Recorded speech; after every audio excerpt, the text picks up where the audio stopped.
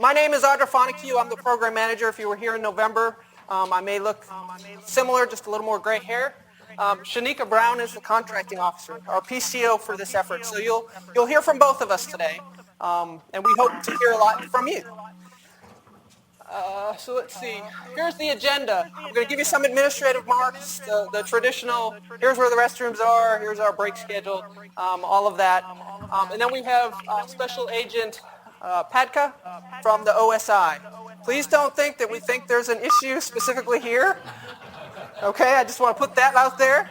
This is a traditional briefing that they give both to the government as well as when they have captive industry partners on the small business side. So that's what we're using this for today. He'll give you some of that overview of a concern Air Force-wide, and it's just about 10-15 minutes. So we ask that you pay attention to that, and then we'll go through some of our basic program overview if you weren't here in November, and a few things have adjusted since then, as they always do with this type of program.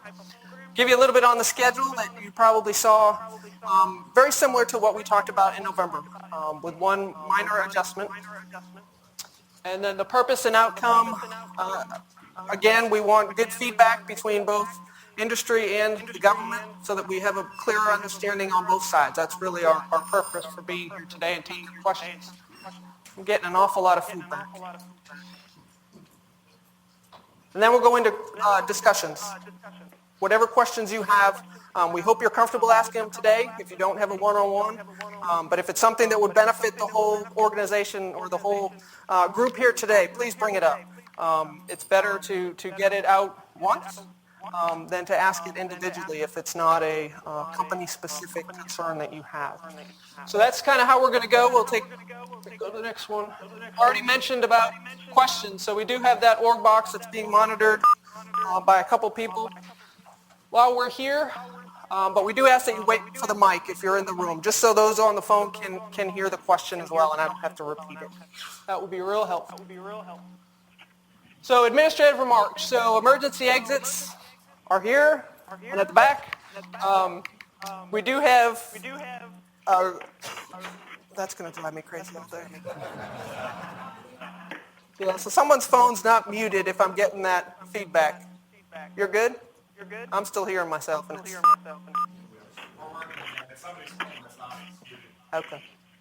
All right. There is a gathering point. The weather's supposed to be great today, much better if you were here in November, much nicer day. So the gathering point, though, should we need to evacuate, is out here kind of in the trees. But we'll help you get there if we need to.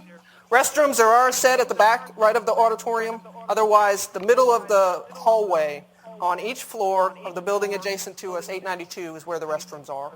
Much larger set.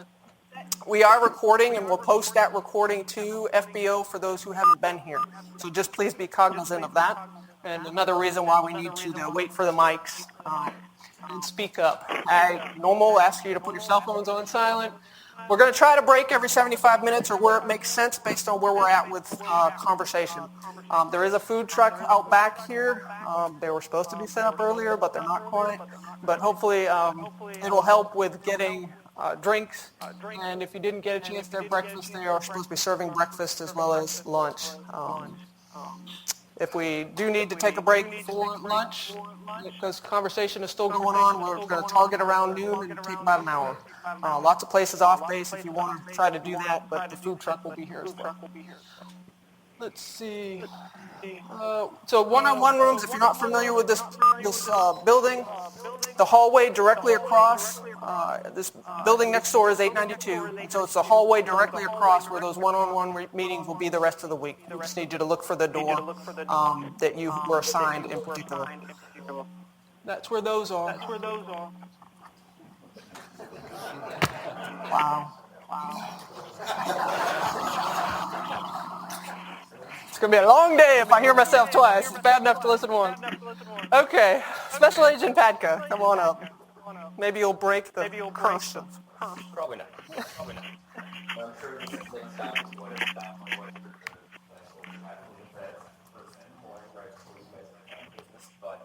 Thank you, ma'am.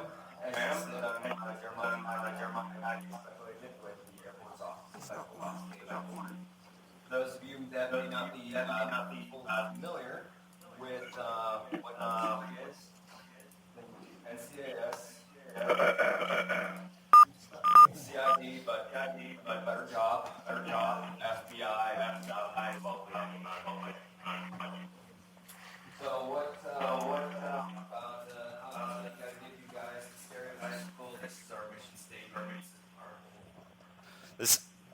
Do I really need this? Oh yeah, I do. Okay. So now that everybody on the phone can hear me, this seems super awkward. But as I said, I'll give you guys a little breakdown as far as what our mission is. My purpose here is being a little bit more of a specialty, focusing on procurement fraud. Most of OSI deals with the more criminal or counterintelligence issues. We deal solely with folks like you as well as the government side. Talk a little bit about some of the impact on fraud on you guys, because really what this briefing is meant to do is kind of give you guys an insight. As OSI, we're really a disinterested third party. Although my paycheck does say USAF, I don't work for the program here. I don't work for contracting, so on and so forth. My whole goal here is to ensure that you guys have as much of a level playing field as possible when you're competing, when you're making your bids. So this is all about making sure that the Air Force is protected as well as you guys. I'm sorry, there's a terrible echo thing. We could ask everyone to put the call on mute again. It's almost difficult to understand what is being said. Thought I was about to hear air traffic control signals for a second. Okay, here's your stereotypical mission of OSI. Like I said, general gist of it, especially for the procurement fraud branch, which I am specifically out of Eglin Air Force Base, but we cover Alabama, Mississippi, northern Florida, and wherever our cases or situations take us. So last week I was in Boston, next week I've got to go to Sacramento. So although we have an area of responsibility, it's really not set in stone.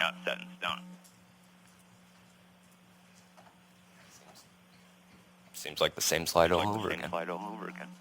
Okay, so how does fraud impact you guys? Now, of course, most of the time that you hear about fraud briefings, it's making sure that we tell the contractors and the government, or not the contractors, contracting officers, and the government officials watch out for being potentially cheated of your money and so on and so forth.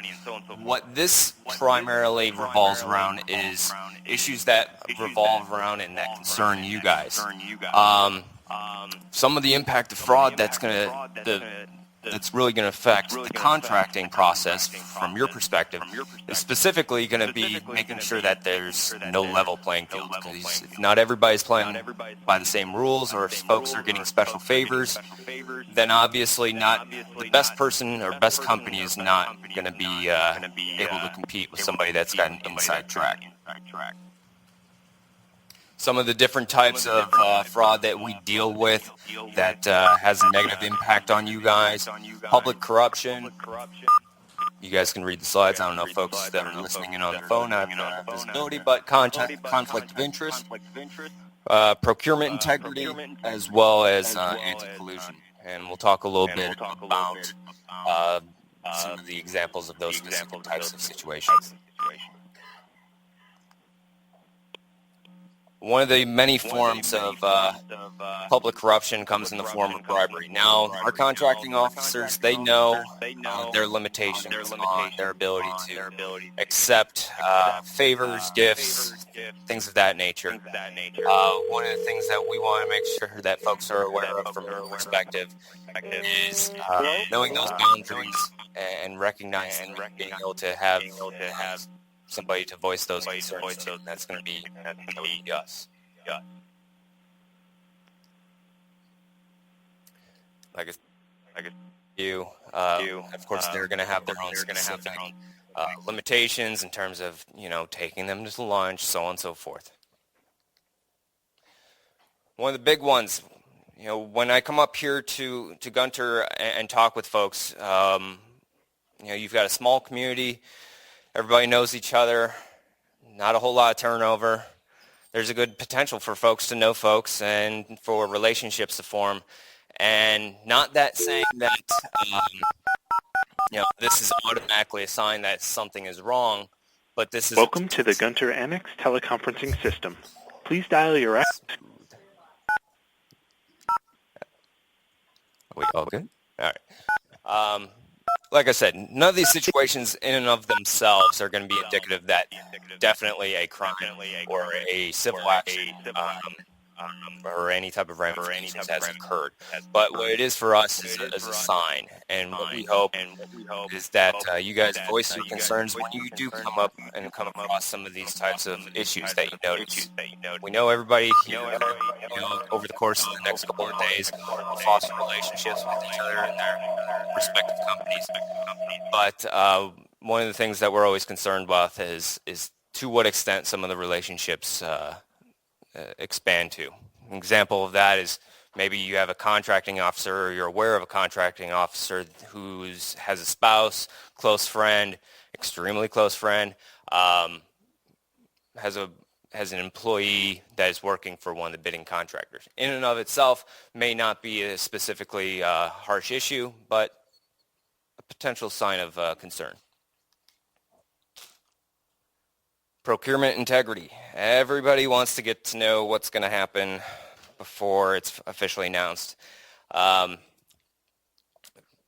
You walk around pretty much any Air Force contracting office, and you're going to see a lot of open cubicles. You're going to see a lot of ability to be able to walk around and talk with folks. One thing that I want to make sure is clear for both the government side as well as you guys is recognizing when you're overhearing a conversation that you shouldn't, or trying to find something out that you really shouldn't be trying to find out. Source selection, whether it is trying to identify, hey, who's going to win it, what are the other bids, so on and so forth. These are issues that we come across, thankfully so far not so much here, but it's something I've come across a lot in other places. If you're getting word or hearing rumors of something along those lines coming, of course, please let us know, because like I said, our primary purpose is not trying to protect solely the government. It's also trying to protect your guys' interest as well. Collusion. This is essentially a group of companies getting together trying to make sure that either one does not win or one specifically does win. This is one of those types of things that you hear just word around the campfire is usually how this kind of comes up. And what this does is this basically blocks out other contractors from being able to effectively bid, because you've got multiple groups working together to make sure that it's not a fair and level playing ground.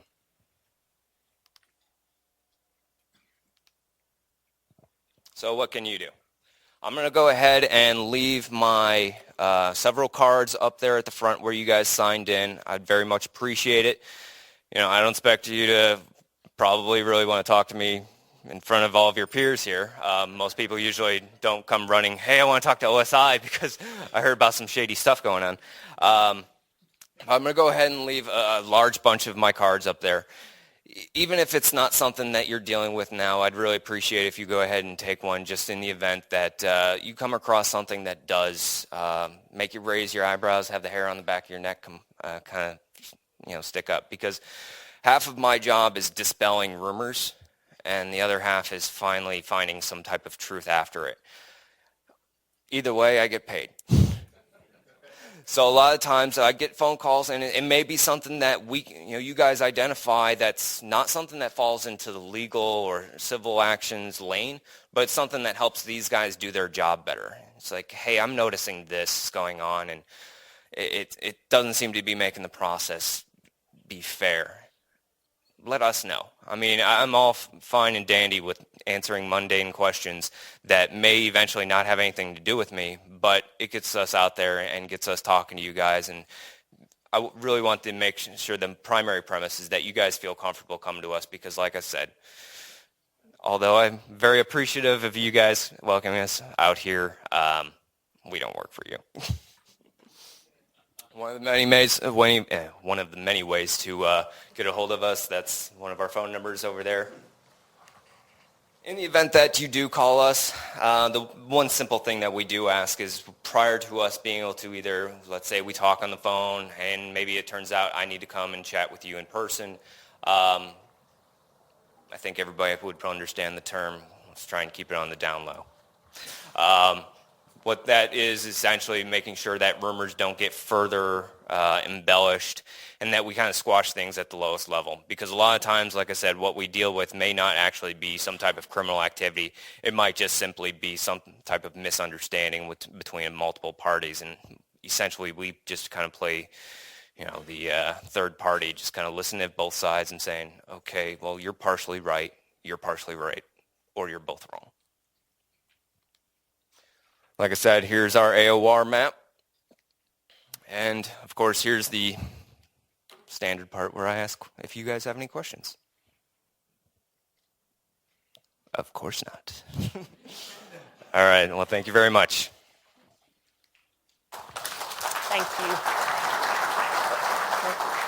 I'll take that.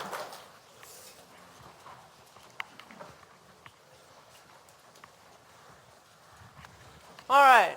So, small business enterprise application solutions. What is our program? So our major user base, or the primary organization this is being set up for, is the Business and Enterprise Systems Directorate. That's who Shanique and I work for, AFL, CMC, HI. I think if you were here in November, you met Mr. Aldridge when he came in. He's our PEO, Program Executive Officer. So that is the main user of this vehicle. But it is open to the rest of the Air Force or any agency that has a tie to an Air Force requirement. So there will be some joint like there are currently on our vehicles. But the primary user and who we've built the requirements package around is BES. That's kind of important for you to understand. Decentralized ordering, as you saw in the statement of objectives, decentralized ordering will be allowed. They will have to come through and get a control number from us in the program office. So we have a feel for what's out there, what's coming, and have an opportunity to help them, vector them to a different vehicle if it's more appropriate to go to NetOps or one of the other vehicles. So our details, competitive FAR Part 15, as amended by or modified by Section 825 of the NDAA last year. So we'll talk about that a little bit more in a minute. We are not evaluating price, as you saw in the draft RFP, based on what's allowed in that NDAA signed in December of last year. This is a complete small business set-aside, and that is the NAICS. I'll refer to that again in a minute. Custom Computer Programming Services, up to that value for the company. It is multiple award. You saw in the RFP, we're targeting around 40, but reserve the right to reward to less, more, or none. So let me talk about the POP and the ceiling for a minute. So we are going for a 15-year POP. That is a base of 5 years, plus one option year of 5 years for a 10-year ordering period. That second option, that remaining 5 years, is a performance only. It's asterisked together with the ceiling because it does require approval from the senior acquisition executive for the Air Force, and that package is on its way up now. So by the DFARS, it has to have approval if we're going past a 10-year ordering period. Is that right? 10-year period of performance. 10-year period of performance. So that's why we are asking for approval. And it's to some extent based on some comments we got in November and from not just from this audience, but from government individuals that are looking for a potential at the end of ordering to have a full 5-year period of performance. It doesn't make sense for us to award a task order at the 9 or 8 year point that has a couple months or less than 5 years. 5 years is the optimum. So that's part of our rationale for looking at 15 years. But that is pending approval. So if for some reason that does not get approved, then we will have to go back to a total period of performance of 10 years. And of course that ceiling will reduce based on that.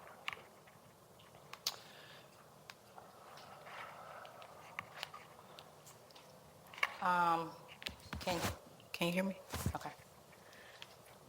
So once we release the final solicitation, we'll have verbiage in there that addresses us not evaluating cost and price for this, but pretty much what Audra stated earlier, in accordance with the NDAA, for a multiple award IDIQ, we can forego the need to evaluate cost or price. So that will happen at the task order level. So when you compete for orders, you will have to propose a cost or price at that time. But for the purposes of this acquisition, we will not evaluate price. So that's pretty much the gist of this slide. Any questions? Feel free to ask as we're going along. Or just tell me it's crystal clear. Okay, so program schedule. So you will see we've met our dates so far. That draft went out in the 23rd of March. You see it on FBO. Today is the 10th. So the comments are due back from you, as well as if you desire to tell us you're going to bid. That's not a required document, but intent to bid, if you are going to let us know, that is also due on the 14th, which is Friday. So we're targeting our mid-July, mid-June, somewhere between mid-June, mid-July is our target date to release the final. We do have some approvals we need to go through. Because this is a streamlined RFP process, there's no price. We only plan on giving you 30 days. So 30 days to give us back your proposals. That's the timeline. And then our award, that's the asterisk I mentioned. You'd see a change in our schedule. So the first quarter of FY18, I mentioned in November that our target for award is December, and that's still our target without discussions. So I mentioned that as well. Our intent is to award without discussions. So if for some reason we have to go into discussion, as you all know, that pushes my award date out well into next year. So that's the only reason you have a range down there. And that is a decision that really Shanika makes as the PCO with our SSA if we have to go into discussions. So one thing that I do want to foot stomp is to please make sure that everybody reads what has been amended on FBO. So we have amended that cover letter to ask you all to submit your intent to bid requests and questions to a NORC box. We're still receiving those to our individual email addresses. So going forward, everything is going to be posted to FBO, and you all have to make sure you read all amendments as things change to make sure that you're in compliance with what we're asking for. So please make sure you're reading FBO and everything that has been updated so far. Any questions on schedule? Yes? I have a question on the previous one. Since the price will be evaluated at the task order level, what will be the options? Will the best value, LPTA, any, all? Options as far as at the task order level? Yeah, at the task order level. Go back a slide. Will there be for price evaluation? So that's going to be the decision of that program office and that contracting office. We don't control what type of evaluation from a trade-off, as far as if you're doing a trade-off or LPTA, that'll be the decision at the task order level. We won't have anything to do with that. But the option to do either is there. But price cost it will have to be evaluated at the task orders. Yes. Can we get a mic, please? I'll speak up loudly, but I realize people can't hear on the line, but you might just repeat my question. What's your forecast of task orders would start flowing in January, or is that later in 18? You might repeat it for those. As far as, so the question is, when will task orders start to flow to SBEAS as opposed to the current vehicle? Yes. And it's going to depend. We anticipate that as soon as SBEAS is awarded and available, that new requirements will flow to SBEAS because there are still a ceiling issue on app services. But I can't say in stone exactly what date. You know, there's a time frame where programs will need to have a window of opportunity to put that RFP out there based on when their need date is. So it will fluctuate based on what that program's need date is, as opposed to when. So I don't want to set a set in stone, but the intent is for new requirements to flow to SBEAS. Yes? Will labor categories be established at each task order level, or will there be blanket labor categories established at a later time for the entire SBEAS contract? So we will not establish labor categories. That will happen at the task order level. Each task order will identify the appropriate labor categories or give you something in that solicitation that either you propose the labor cats, they give you an idea of what the labor cats are, but we will not have labor categories established on this vehicle.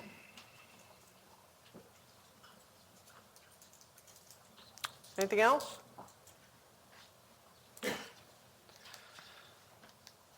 Okay, so purpose and outcome. As I mentioned before, we really want to make sure that, let me find the right button, or not. Back one. Wow. We want to make sure that the final RFP is clear to you and that we get the feedback necessary to make it as clear as possible, right? So that's really what we're looking for today, is get your questions, things that we can incorporate to make the language clearer, dispel any misperceptions about what's in there or something that just doesn't. We've been working on this for a while, so it seems clear to us, but it might not be clear to you. So that's really what we're looking for, is that input from you to make it clearer. These are the pieces, as you saw in the draft on FBO. We can go in as much detail as we need to in every single document. We've got them ready to bring up if you have specific questions to go through. I've got a couple foot stomps I'm going to do. One second. For things in particular that we wanted to make sure we mentioned. But we're looking for your input on what's not clear, what you don't understand. Question in the back. Are you ready? Are you ready for questions? Yes, sir. Okay, section L. Okay. Are we ready at this time for questions? Or are we? No. That's why I asked. With the slides? Before we go into questions, can we make it through the chart? We've got a couple more slides. If you want to go specifically into the document, just hold that for 1 minute. Okay? Just a couple more. Okay. And then I'll take your questions. Okay, so thank you, Shanika. There are just a few more slides. So you will see one terminology difference. If you looked at our draft SUE back in the December timeframe, sustainment was throughout there. We are trying to move away from that term sustainment because across the Air Force it can be a little confusing if you don't understand our business. And I'm just going to give you about 30 seconds of background as to why. So we're in the Air Force Lifecycle Management Center. There is another center called the Air Force Sustainment Center that does all of the former depots that do the big repairs and overall maintenance for major weapon systems. Software doesn't go there, right? So when we field an application, we keep it forever. And we maintain it and update it, overhaul it, do all those things that the Sustainment Center would do for a weapon system. So there is often confusion when we say that in BES, AFL-CMC, that a good 80% of our programs are in sustainment. Then the question comes from some that don't understand, well, why are you doing that and the Sustainment Center is not?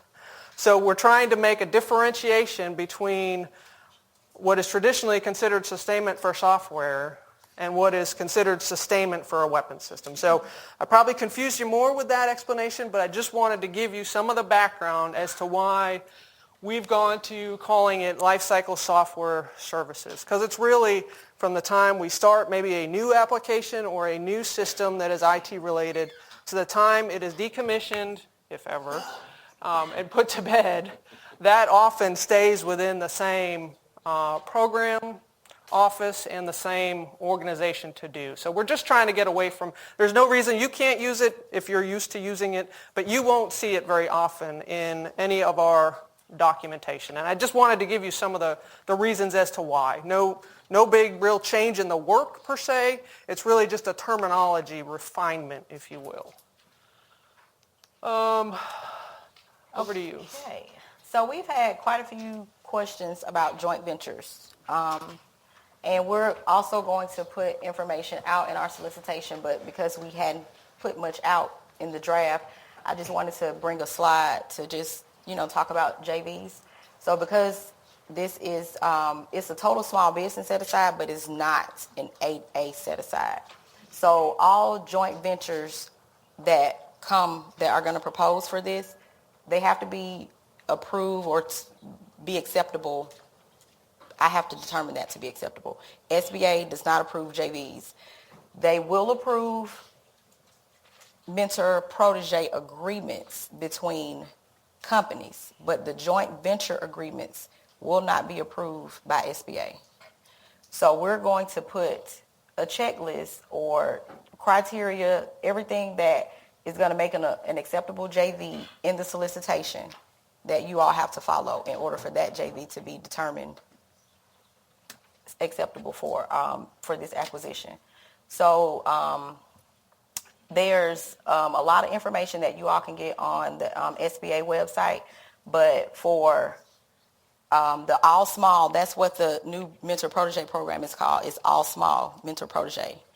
So these are just some key points that we wanted to touch on about the joint ventures, but basically JVs, because we got that question, JVs aren't approved by SBA. So, yes, sir. Yeah, I have a question on the checklist. Could you get that out sooner? If you wait to the final RFP, that's way too late for an MPJV. Yes. I've stood them up before. You got to put capital in them and all that kind of stuff. Set up agreements, operating agreements. That's way too late to do an MPJV. Okay. I mean, we need it like today.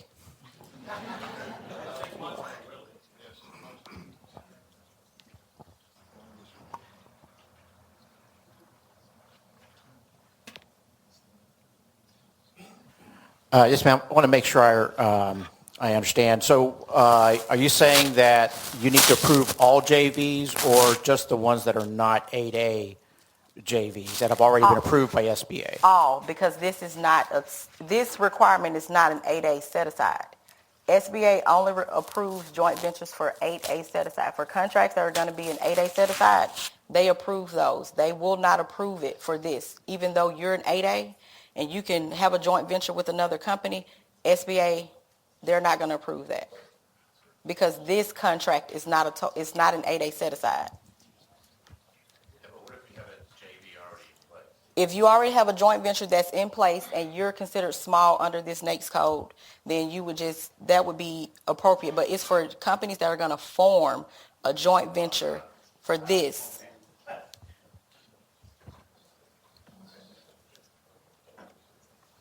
Mike in the back. Yeah, I have two questions. One, are companies limited to a single JV, or could you bid under multiple JVs? If approved. Your company wants to form more than one JV with different companies? Just wondering if that's a possibility. Is that prohibited under the solicitation?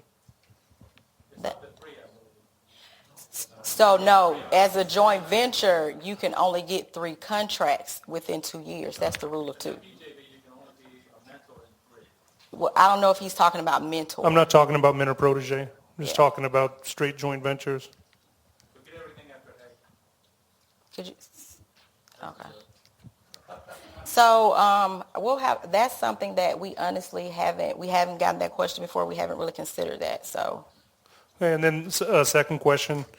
Given that it's all small, I just want to verify that any parties to a JV, all parties have to meet the size standard for the NAICS?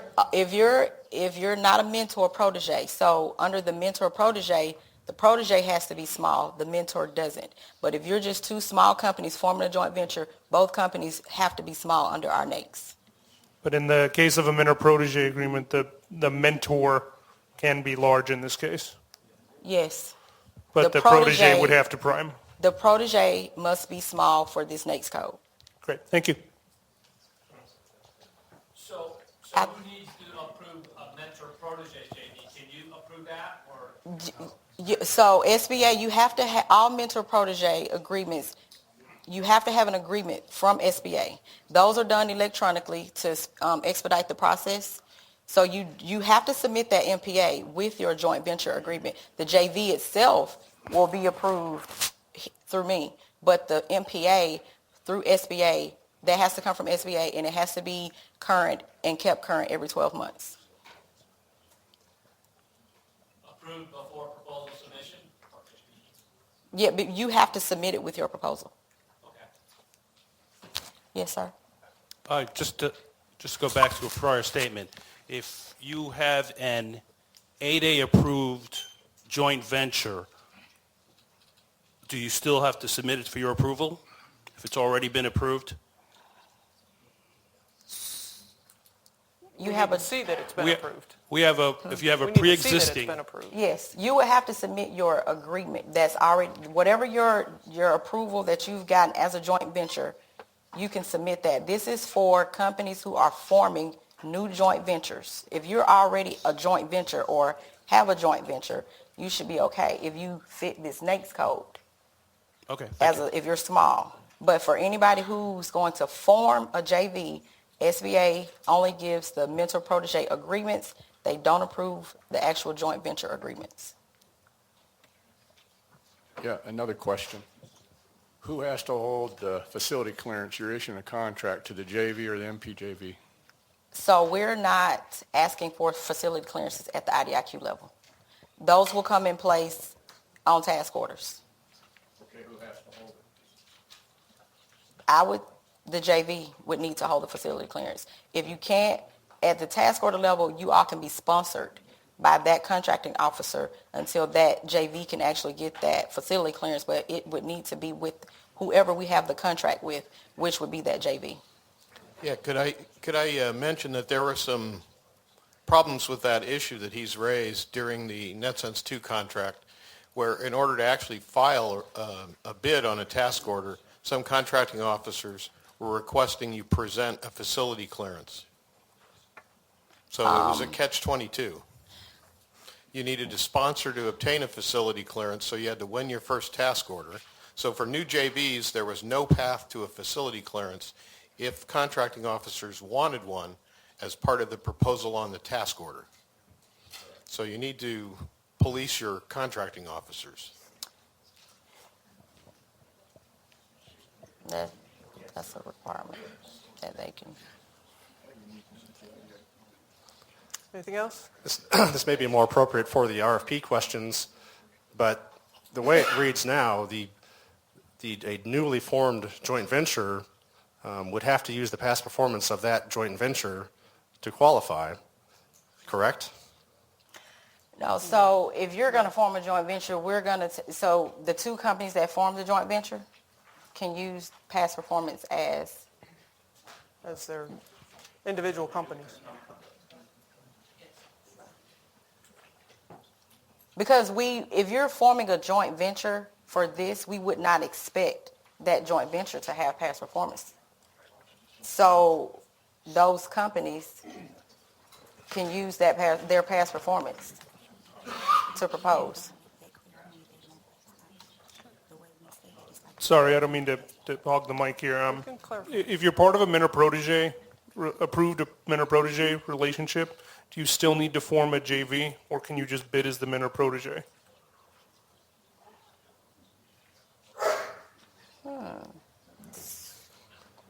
So being a part of the mentor, don't you have to? You have to have a JV. That's just approval to have that mentor, but to propose on, you would have to form a joint venture and form a company. You don't. Help a little bit, Jeff Yale, the owners of Excerpts. We've done this several times. Just for clarity, as my understanding of doing this successfully, the mentor-protege relationship and the joint venture relationship are two separate actions from a company. If a large business is going to form a mentor-protege with any small business entity, that is an action that has to go first and must meet criteria specific and SBA Approved. Right. Once that approval takes place, the mentor protege program can then form a joint venture. You are allowed to bid as many as you like in a certain time frame. However, you're only allowed to win 3. If you formed a mentor-protege relationship with a small business and a large, it must be approved prior to your submission of this contract. You also must have an approved joint venture prior to submission of this contract. The joint venture can win the IDIQ and in turn then win as many task orders under the IDIQ as allowed and proposed. But it's very important that everyone understand that this is a new ruling that just took place within the last 1.5 to 2 years. Prior to this, the only way a large business could do business with a small and a mentor protege was in the 8A program. Yep. The new rule clearly allows a large business to do business with any small business as long as the small business qualifies in the NAICS code that the procurement being sought after eventually in a joint venture or joint venture procurement would be applicable. But they are two completely separate entities. One has to happen before the other. One has to be specifically approved by the SBA. It has nothing to do with the fine folks at Gunter. The second is the joint venture, and in turn, if the joint venture is approved by Gunter, then you can submit. Both documents need to be official prior to your submission. Excellent presentation. Thank you. Thank you. Does that mean that he's government? No. Well, that's a shame word right there. That's a shame he's doing better.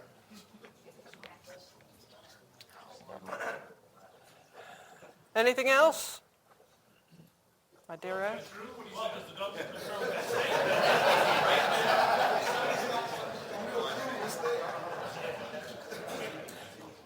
Yes, and I heard a gentleman say that you couldn't, it wasn't true that you can get more than 3 awards. And we spoke with an actual SBA rep, and we actually wanted her to come and brief all of this, but it was late notice. And that's what she said. You cannot get more than 3 awards as 3 contracts. But task orders under this IDIQ, there's no limit. But three contracts within that time frame that was specified, you're going to be limited to. So if the mentor protege is approved by SBA, then we submit the JV to Gunter, and you guys approve that prior to RFP release? That's what I just heard. Well, yes, we would have to approve that, I guess, prior to. But what we were saying, which the gentleman here made a good point, we would need to get that out prior. So before we release our draft, because this is new and we received a question about it, we were trying to get as much information as we could before today. So we'll put out more information about the actual JVs because this is a new program, and the only ones that we're familiar with are the 8A ones, which are approved by SBA if we were doing a set-aside. So this is new to us. So as we get information, we'll put it out there. Any information that we can gather, I'm not above. Hey, thank you for clarifying and clearing it up because this is something that we have not done before. So we'll make sure we post whatever we can to help you all with forming any JVs if that's what your intent is to do. Have any been approved yet? JVs? Have any JVs been approved for this yet? No, we haven't put out anything to say what's acceptable, but we're the basis that we're going off of. So CFR 13-124-513C has the requirements that a normal or an 8A joint venture would have to follow in order for their joint venture to be approved through SBA. So we're not going to reinvent the wheel. That's not our intent to come up with something that is not already being used. We're not going to try to put anything out that's foreign. So we're going to use that as a basis for what any JV would need to have to be approved. So we can put that out as well. But that's the small business regulation for JV agreements to be approved through SBA. So that is what the intent is to have for you all to have a joint venture approved. So if that helps you with a starting point or information to look at the criteria that you have to have, that's where you can start.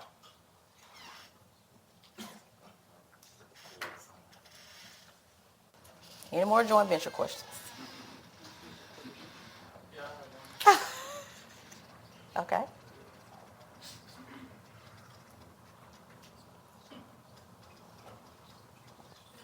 In the past, MPJVs had to be populated.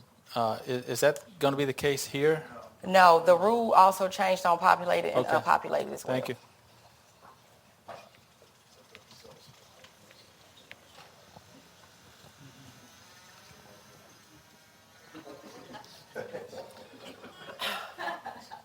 Okay, so here's another one that I'm sure will get lots of discussion.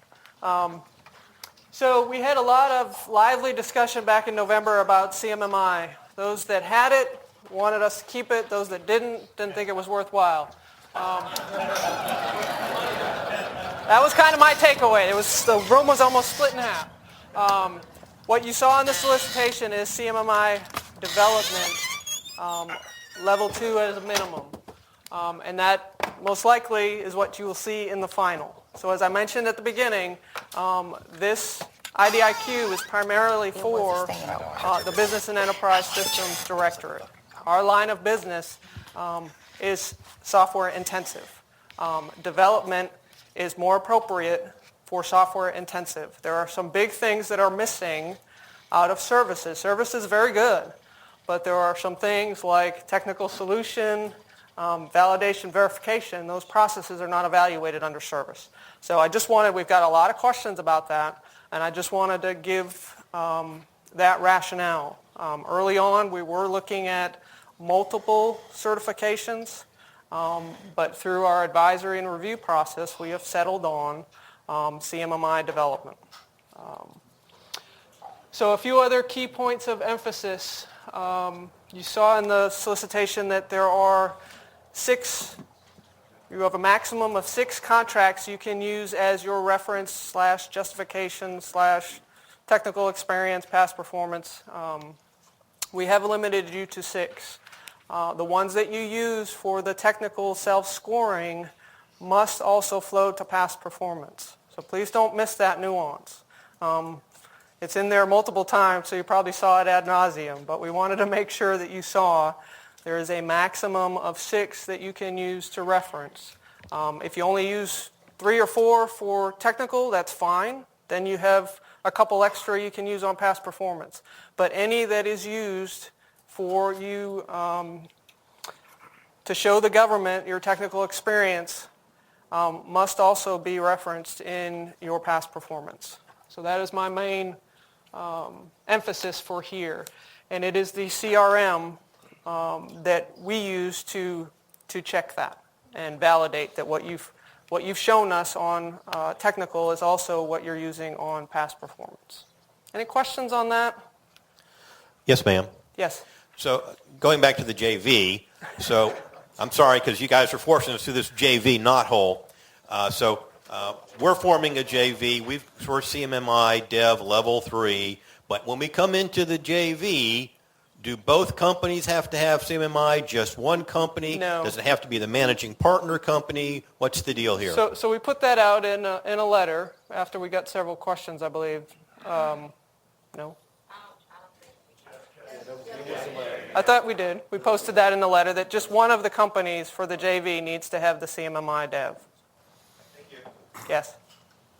A question concerning the CMMI, not to reopen old wounds, but what was the rationale behind 2? And given the nature of the lifecycle software development and the emphasis placed on that for the Section M criteria, is 2 really sufficient, and really shouldn't it be 3?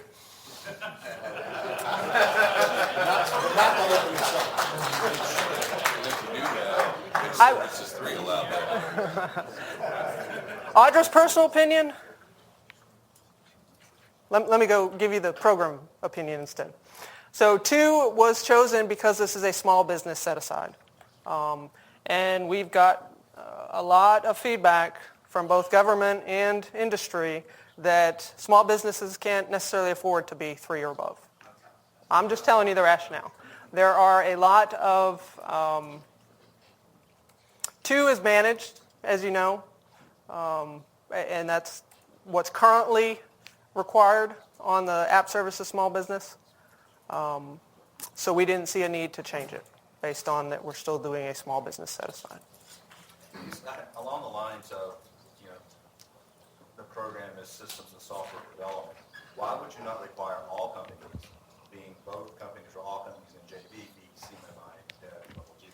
Because if you don't, you could theoretically have a company that is not CMMI level 2 doing work, which is what you said you wanted to avoid by requirements in the first place. Mm-hmm. So let me guess, you have it. So when we started to get those questions, we did the analysis and we thought that 1 would be sufficient for that joint venture. So I don't anticipate that changing. Just a quick question, or 2 questions, I guess. I noticed some agile development emphasis in this as well. Can you explain a little more on that requirements for small business that you're looking at? Is that a preferred development system with agile? And also 2, the contract references. Our company may not have a lot of Air Force business, but we have DoD business and civilian business that would fit perfect for the program. Can you maybe expand on that, on the reference point for Air Force experience versus non-Air Force experience for the reference? Yeah, so I think you'll see throughout the solicitation that we do speak to more than just the Air Force, especially under cybersecurity. We speak to DoD and industry experience. So it's not that we're weighing more for Air Force. I think we've pretty much leveled that playing field. I think the only thing that is cyber that you get a slightly higher relevancy rating if you do have DoD experience, because the DoD complicates things, right? Or requires more. So that's why we made that distinction under cyber in particular. Under the technical side, there are some environments that are Air Force specific, but there is nothing that would limit those that do not have that experience. So I think we've leveled that playing field because there are good companies that maybe don't have Air Force experience and not a lot of DoD experience. And the first part of your question, I'm sorry. Agile. So Agile is the most preferred methodology, but we recognize and we do it ourselves in BES. It's not, right now at least, it's not the most used, but we're trying to get there. So it will not, I don't believe there's anything in there that will prohibit you if you don't have huge Agile experience. We put it in there, especially in the SUE, that it is the preferred. But not the only. We do a whole lot of waterfall still, unfortunately, and we're trying to get to Agile so we can get things out a lot quicker. Thank you. Sure. What else? It was back here. Mr. Schaefer. A question for clarification. So if the IDIQ is CMMI development level 2, there's nothing to prohibit a contracting officer on a task order to make a particular task order CMMI level 3 or Absolutely. more should they choose to, right? So when you get into the specific requirements, how about letting the contracting officers putting those requirements on the contract, make that determination as opposed to eliminate other small businesses at this point? For all of those with CMMI level 3, that's throwing everyone else out, trying to. So good call. Okay. Yes, sir. So there are cases, specifically in our case, where we have a significant number of past performance to cover the requirements. The area where we have some limitation, is in the cyber. Specifically with DoD, we do a lot of FedCiv, NIST, cyber controls. In DoD, we have a small contract that's all we do. So the scope is not broad enough where we can use that. Is there any way you can take that into consideration? We've chosen our 6 past performances to cover the breadth of the requirements. So I'd have to bring it up, and when we can do that when we bring it up, but my memory is saying that NIST experience we wrote it such that it was DOD, RMF, DIACAP, or NIST, specifically to get to. The DOD is weighted. Yes. It is weighted higher, as I mentioned before, and it will always be weighted higher because the DOD does have some specific hoops you have to jump through, and experience helps that. So it will make you slightly higher with DOD, but it will not knock you out if you don't. Well, what I'm saying is we do have a DOD past performance for cyber, but it's not, the task itself is not broad enough to use it for the IDIQ proposal because it doesn't cover enough of the areas other than cyber. Okay. I know, I'm just... I'm not sure how to respond to that. We do differentiate, and I feel we have to. Ma'am. For the past performance recency, would you consider increasing from 3 years to 5 years, especially at IDIQ level, and to cover as a small business a breadth of all I was wondering when that was going to come up. Thought it would be a little later, but that's fine.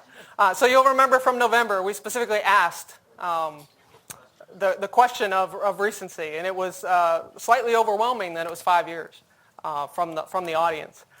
So during our review process, and we've gone back and forth on 3 and 5, but industry, the digital services that is now a big player in the Air Force and DOD, that are industry experts that advise the DOD and the Air Force, they say 1.5 years. If you're not doing something and haven't done something in the last 1.5 years, then you aren't recent, you aren't current. So we took the middle ground, and we have gone with 3. And 3, it will stay. These are these civilian people that don't understand things in 1.5 years just to write a contract? No, these are people that come out of industry every other year. So they are very current. Very current with commercial banks. But my comment on that is because it's a scoring board, it's based on scoring. So The technical side is. yeah, the technical side. But if you, and you're only also limiting us from technical experience to past performance. Right. And being a small business, you know, you cannot, we won't be small if we have one project that covers all the services that you have here. So Right. that is the problem that we are. Yeah, she needs a mic. So the question was, with limiting small businesses by making recency 3 years, you won't be able to get to the breadth of, I think, technical and past performance, right? So if you remember the technical side, there's a total of 6,000 points you can get. Technical acceptability is 3,600. So we're not expecting you to have everything by only just over half of the available points, right? And so I think 3 years is a reasonable time frame to get folks that have the experience we're looking for. Okay. Sorry. Yeah. Oh, We go into the next one? yes, ma'am.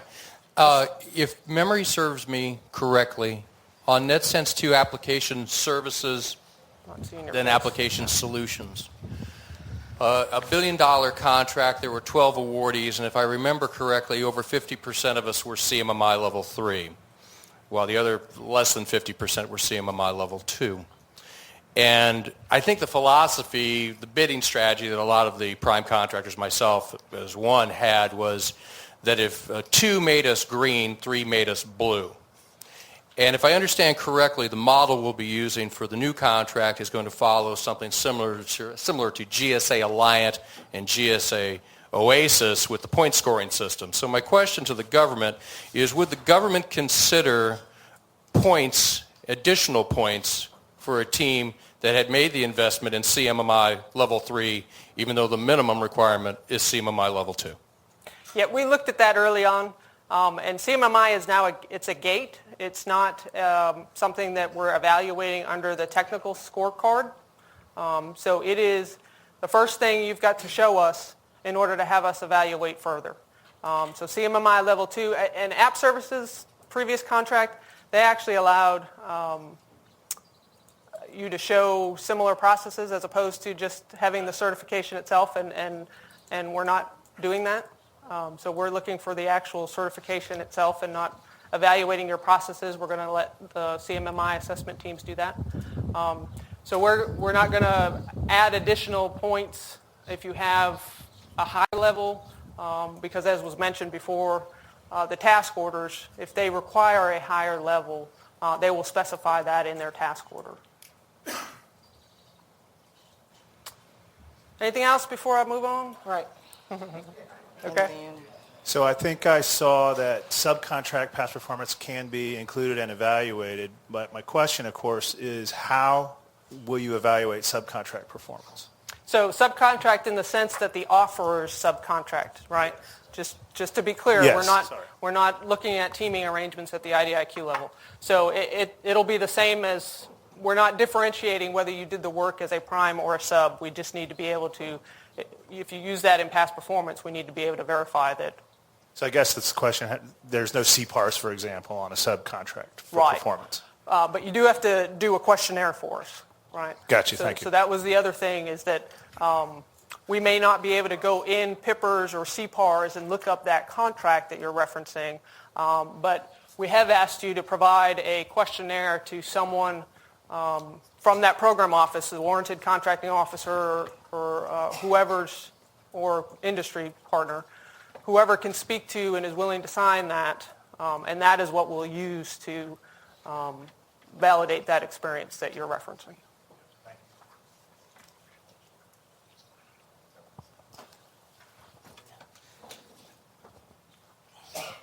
So kind of to follow up the last question there on the questionnaire, I emailed the question. The draft RFP says specifically only a contracted warrant officer or a company officer.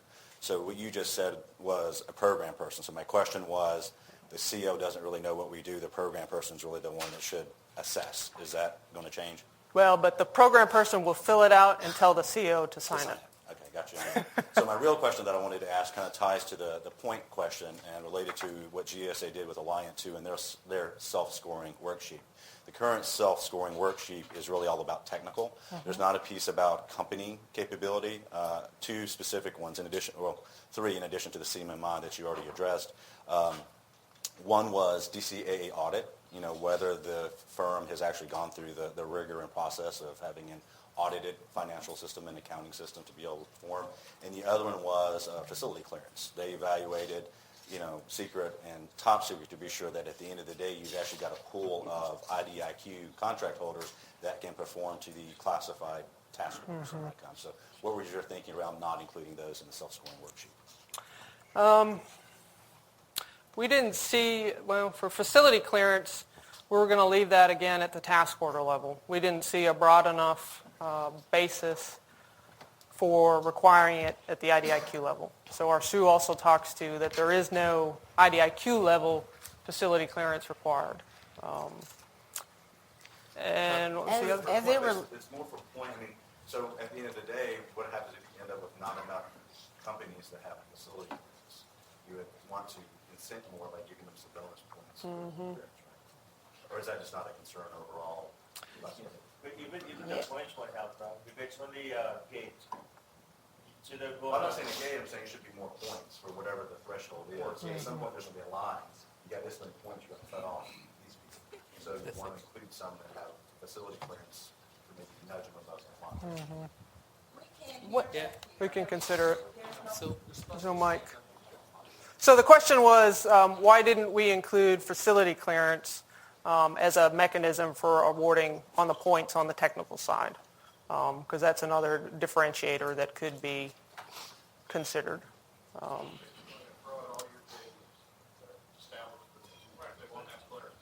Right.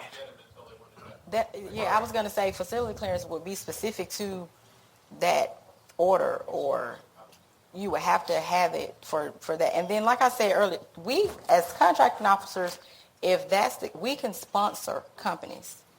If you don't have a facility clearance until you can go through the process of getting one approved.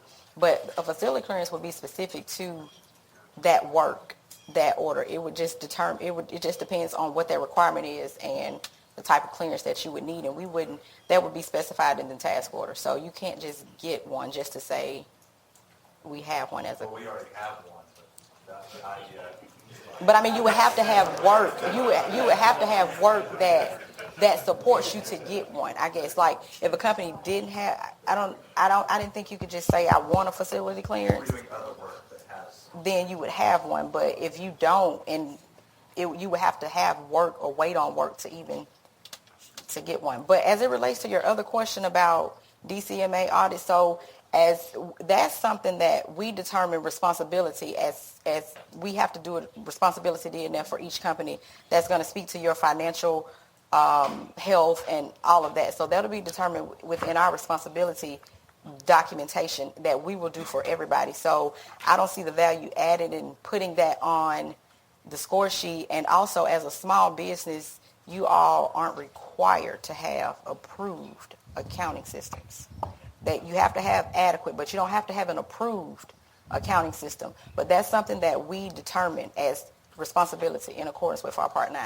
So I don't think we would include that on the score sheet to give additional points for that.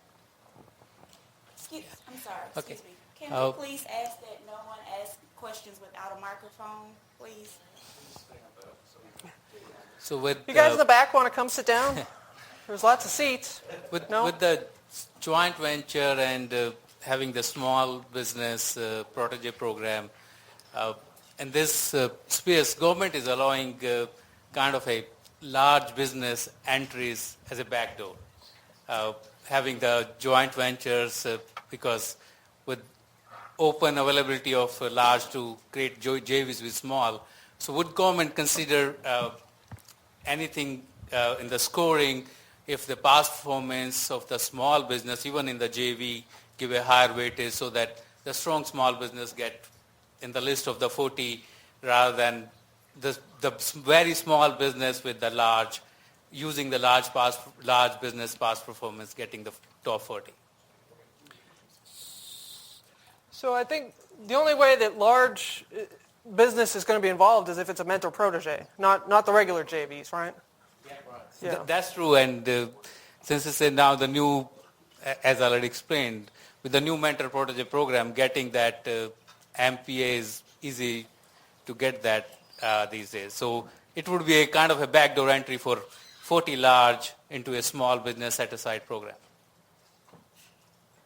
But we also don't want to, I don't think we want to exclude them because it is a mechanism for small businesses to grow, right? And that's why I was requesting if you can consider that small business who has their own past performance, give them some higher scoring in your scoring program. We can look at it. Thank you. Right. Can we get a mic? Can we get a mic down? Yeah, we need a mic.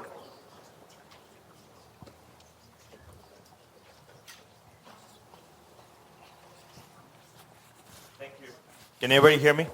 Yeah. Okay. This is Ashish Shah from VSolve. I have 3 questions. The first question is, the past performance narrative instructions currently state IDIQ contracts are not allowed to be used as a reference. Right. Can you help us understand the driver behind it? And I'll share with you some of the concerns. As a small business, we have a Navy vehicle similar to NetSense, which is the Seaport. It's an IDIQ. We have a lot of task orders on Seaport.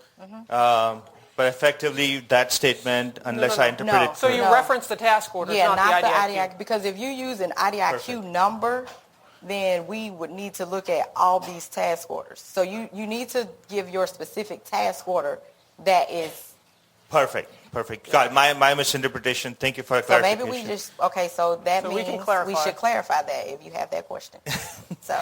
Well, it looks like I was the only one, so it may be educational. All right, good. The second question tied to that is the narrative page. Currently, there's limitations in terms of the characters for narrative. If we have a large task order under an IDIQ, which covers a lot more areas than just one or two or a couple of the items.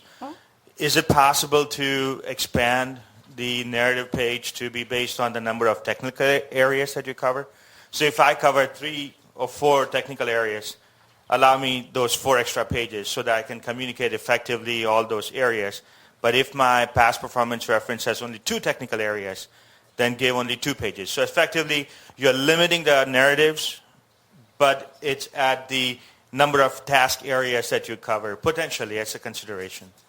So we're limiting on technical to 2 pages per contract. On past performance, we're just limiting the overall number of pages. And I'm going to talk to a slight change we're making on past performance here in a minute. Yeah. So past performance, you can use those pages however you see fit. Correct. But for tech, that form, that TVF that you have to submit, that is limited to a certain number of characters. Got and then you can use additional references for past performance that you may not use at tech. So if we were to do, I don't know if that would necessarily. If you need to go longer, if you need to go longer on tech, you're going to have to use that contract twice. All right. That would be the solution you'd have. So we're trying to limit the overall amount of pages. Right. You have more flexibility on past performance because there's no form per se. Got it. And technically it's pass and fail. So long as we provide minimum information, that should suffice. All right. All right. Perfect. And the last question, I think it's a great idea that past performance from both the mentor and the protege, or the large and the smaller business, is allowed. In theory, if there is a mentor-protege JV, could all the 6 past performance come from the mentor? Yeah, we need to clarify that. Yeah. No, it shouldn't. Yeah. I just want to. We would need to clarify that. Thank you very much. Thank you. We got one in the back there. I think he was first back Yeah, here. we're going to take a break after these last 2 questions. Okay. Is this on? Yeah. Could you stand up, I think please? you just cleared up part of the question. Oh, okay. I think you just cleared up part of the question with not all 6. But I have a question on undue reliance and how you're going to evaluate that. Still closer? Okay. That's good. All right. You have to separate what's allowed by past performance to each because of undue reliance, I would assume. And you're questioning on your past performance. Also, are you evaluating each one individually for relevancy, or is there a total score somewhere across those? Because it's not clearly defined either. So I could have one with 13 points and I'd be very relevant, and the rest of them could not have that. I'd only have 2 or 3 maybe. Okay, so technical is completely separate from past performance as far as the evaluation. So first we look at your CMMI, right? If you've got your CMMI certificate, it's recent, then you move to tech. And they look at your score sheet and those TVFs that explain why you should get those points, right? They're using that as the verification for the points you're claiming. If that's all good and you meet the minimum 3,600, then you get thrown over the fence to past performance. And those are completely separate. Past performance is looking at those 4 subfactors and evaluating those 4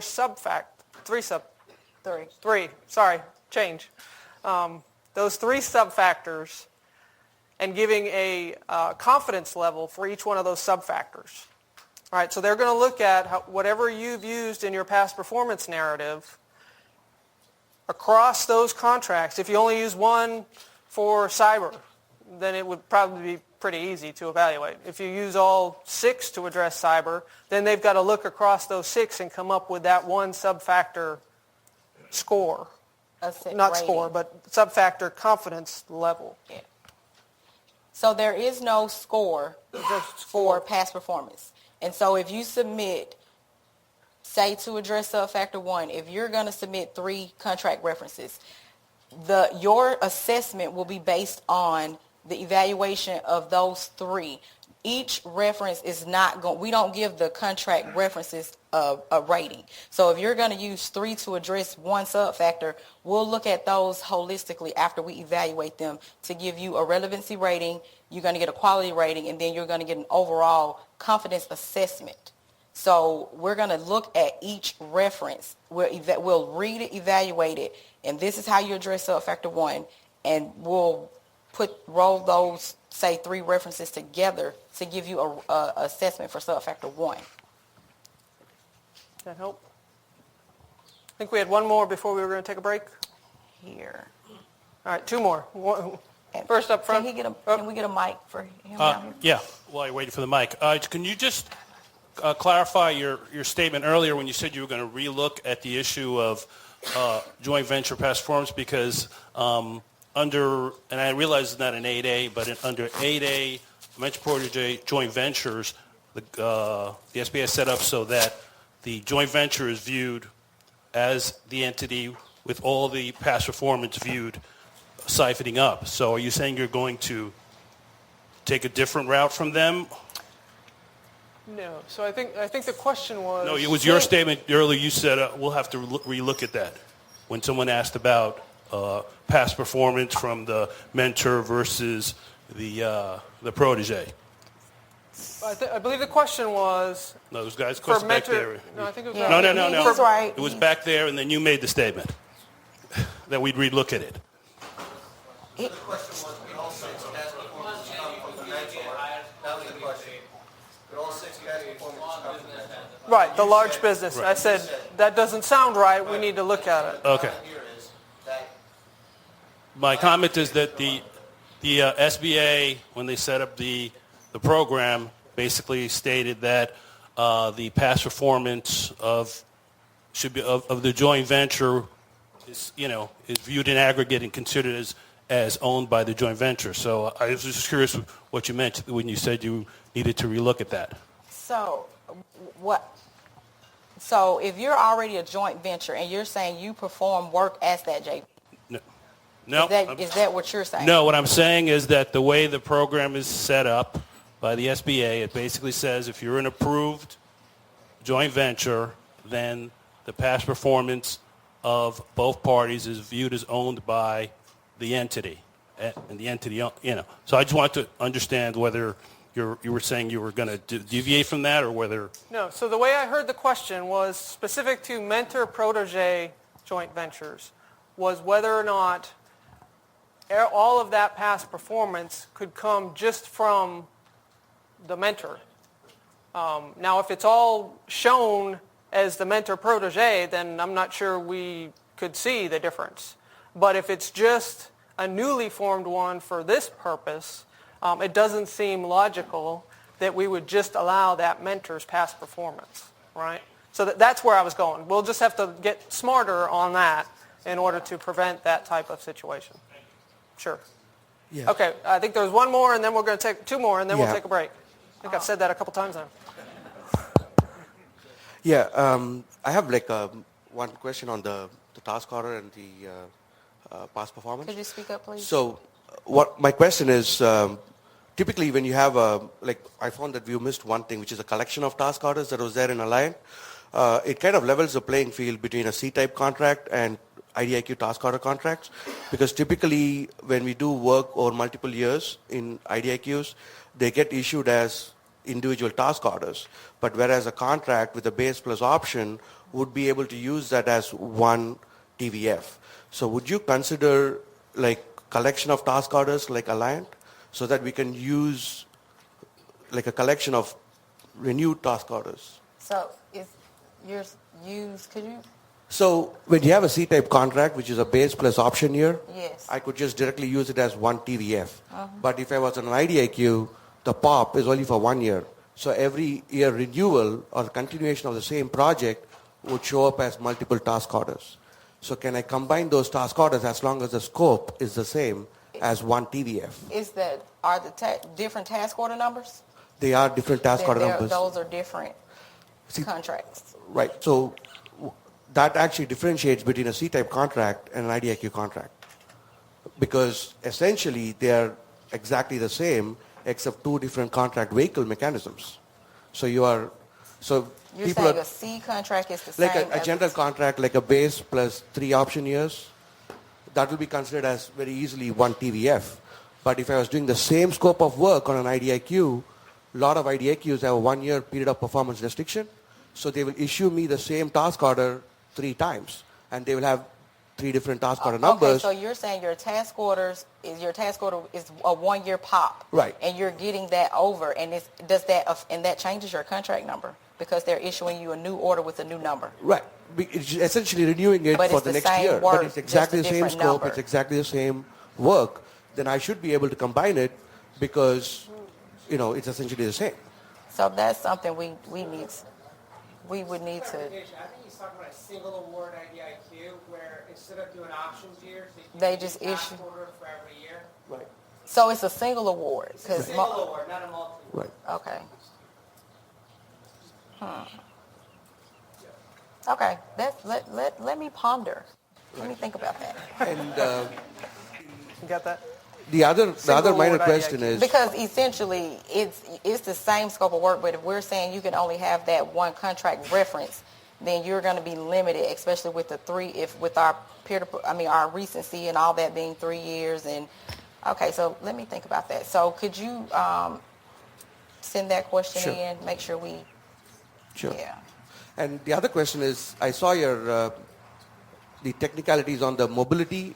You're specifically getting towards native apps, which is Windows, Android, or something like that. But you're not given the option for HTML5, which is a standard practice for responsive web in the DoD. So is there a reason why you're excluding HTML5 apps? Or is it just you just overlooked it? Just an oversight, maybe? Let me look at it. Okay. I'll need to ask our technical. For mobile, is there a reason we didn't include HTML5? So we'll look at it. I don't believe there is. So if it's a viable solution, then... Right. Because we already have a lot of DoD apps which are more responsive web as opposed to native apps. So. Okay, let's look at it. You got that? Okay, thank you. And there was one more in the back. In regard to the references in the self-scoring spreadsheet, is it all or none for the different sections? Because the score sheet doesn't calculate at all. So is each reference points, or do you have to meet all of the criteria in order to get those points? Yeah, let's bring it up after, but it's each of those 10 sections, you have to meet everything within each individual section to get those points. There's no partial points. No partial. Right? So for section 1, you'd have to meet everything that's listed there and make sure you're using section M because there's additional criteria in section M, or explanation, if you will, not just what's on the score sheet. You've got to meet that all, but we can bring it up after we take a break, okay? All right, let's take just 10 minutes and be back. Okay, we had a couple questions. We're going to get into the actual documents here in a minute, but I want to see, were there any others? We're going to go into the score sheet and L&M, because there have been a few questions, but anything else before let me go through, I already talked that ad nauseum. So we're on slide 31 for those on the phone. Past performance questionnaire. So I talked a little bit about this, but this is what we're asking you to send out to your customer. But in your past performance narrative itself, we'd like you to tell us who you've sent it to. We will make one call. We're not going to hunt these down ad nauseum if they don't make it to us. So we'll make one call if we can, if we have that POC information and we don't get the questionnaire. But it's really on you to get that information to us.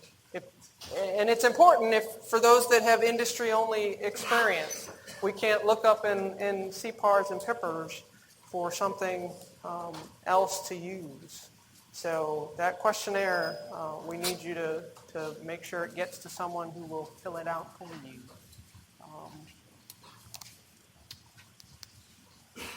Okay, so this is the one that you might not like me anymore for. There's my cheat sheet. Actually, it's not that bad. It's pretty easy. So there is a past performance PPI, past performance information tool, and it's just an access database that has forms for you to put in that past performance information, vice giving it to us as in a Word document. So what we're going to change our section L to reflect is that you deliver us this past performance tool database populated, and it prints out a hard copy version. And the reason we're asking you to do that is because it helps us on the evaluation side, because we can import that into the tool that we're mandated to use to record our evaluations.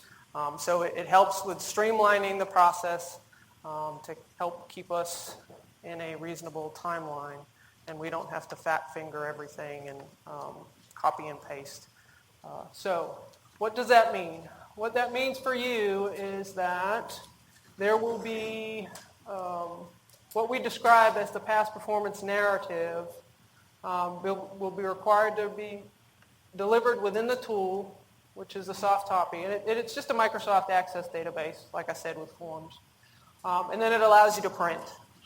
So the page limit's going to be adjusted because the font size in this tool is slightly different. So instead of having what M currently says, I believe, is 25 pages, we're now going to have a total of 30 pages as your output, okay? And that helps adjust for the characters that you would have had in a Microsoft Word document with the margins and all that, and what this tool allows you to do. You'll still have to upload it to the safe site like we mentioned in our draft. And here's kind of what it looks like. Some of the forms, and you'll see if you're familiar with Microsoft, this is Access, this is exactly what it looks like. Step 1, set your business relationships. You say whether you were a prime or sub. And then you enter the actual information. You can print the reports. So it's very intuitive, and we'll put that out there. Some that have been on larger source selections before have probably used it. Next page. So again, it's form-based, and it gives you the printout so you can see exactly what it's going to look like, and you'll still be able to manage. Now, the only thing we're going to caution you is you can give more than the page limit, so you're still going to have to manage that page limit to 30, because each of those contracts could equal 6 pages, so 6 times 6 is 36, not 6, 30. So you'll have to play with, just like you would in a Word document, but it's just now in an Access database. So expect that change to come, because we were highly encouraged to use this tool to streamline the process. So that was the extent of my foot stomps and changes I knew were coming. I wanted to take a minute and take your questions, and then we're going to actually bring up some of those documents. Or just let you go if you don't have any.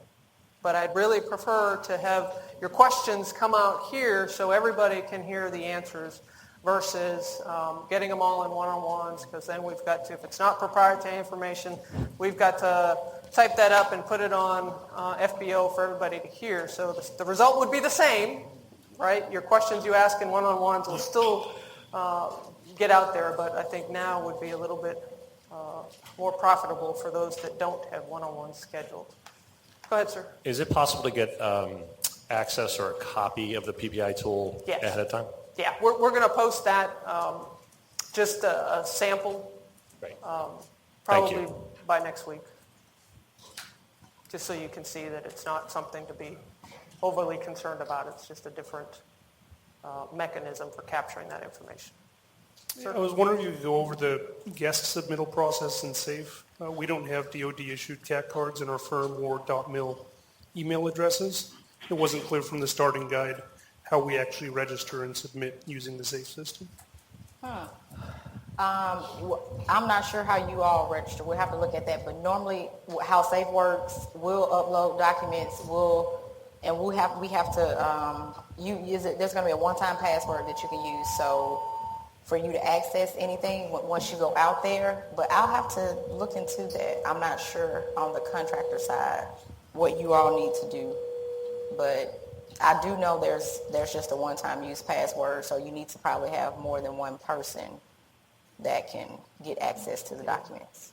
Yeah, it's not just restricted to whether or not you have a CAC. So we just need to look at and get you the instructions if you've never used it. And once you submit, once you all submit, myself, contract, we'll get an email, and then we'll have a one-time use password that we can go out and have to pull down your proposals. So that's how we'll get notified. You're going to have to put our email addresses or the email address that we give you or box or whatever. That's how we're going to know that your proposal is out there.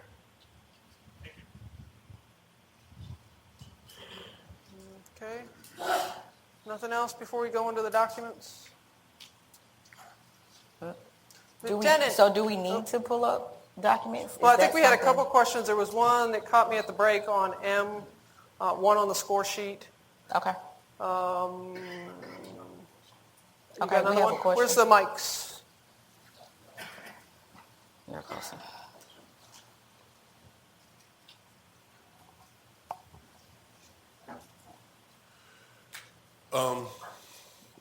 Because you guys are looking really heavy at the program management, are you guys considering for the program manager to be certified as far as PMI, program manager? Yeah, we don't usually go and review individual certificates or individual requirements because it's so often that what we see in a proposal, that person isn't there for the duration. So evaluate. I don't mean that in a bad way. It's just reality, right? So we don't usually look at individual certifications, whether it's PMP or, a lot of people have asked, well, why aren't you looking at Java certifications if you're so concerned with Java on the technical side? Well, because that's a person, not necessarily the company. So the one question that came up over the break was whether we'd look at the program management certification for the company, not necessarily for an individual. Yeah. So we can look at that, but I'm not sure with this type of vehicle that would be weighted more than the CMMI search, because CMMI has some of that program management processes within it. All businesses. Thank you. Okay, we'll take a look at that, and we'll get with Ms. Baylor, our small business rep. I know for small business, a lot of times unless it's incorporated into the FAR, I'm not sure if all their regs need to be updated. But I'll get with Ms. Baylor on that, and we'll look at incorporating that verbiage if that's what the new NDAA says. She spoke to it in November, she was intending that. Right, and the Army and Navy have implemented it. The Air Force has never implemented it. It's law, but it doesn't seem to matter.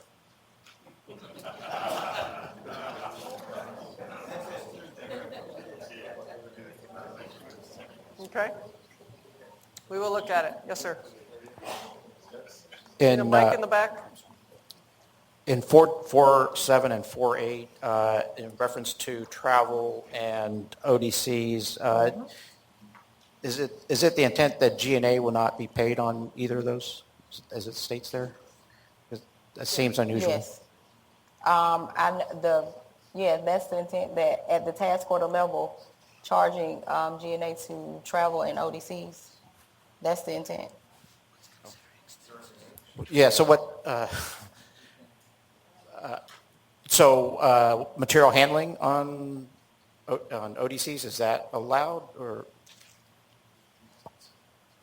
We haven't. We'll just send that question in for us to look at, but yeah, no fee, profit, G&A overhead. That's our intent, is to not allow that on travel and ODCs for this.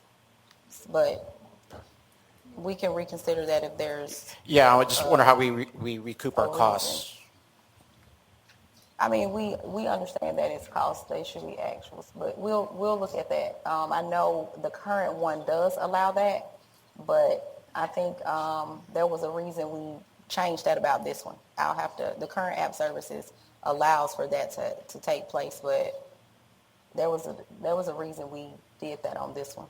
I have to go back and check that. We'll look. Someone else? Is the mic in the back? Yes. Back to the IDIQ level versus task order, 50+%. The reason that that's there, that should be there, is it gives you the ability to have one of your small businesses buy something, a service proprietary for you that you couldn't do if it has to be 50% of the money goes to the small business. Two examples for us on the GSA Vets GWAC. One, they wanted LexisNexis services, which we had to buy from LexisNexis. The other was they wanted HP ArcSight services. This was the Army. And we had to go to HP. There was no other place to get it. So both those task orders show up in our subcontracting report as red, but our total is what we're scored on, which is about 65 or 70% SDVO. So that does give you some options that you won't have if you insist at being at the task order level. Yeah, we need to look at the NDAA that was mentioned and see if we need to adjust that. I know it's been a very recent and ongoing Air Force Audit Agency issue that we are not abiding by that limitation of subcontracting, so it is getting a lot of attention. So we need to get it right. What else? Anything else on the SUE? You just love it to pieces? Okay. I want to go to L. Those online and in the rooms, we're going to go to section L. There are some questions there.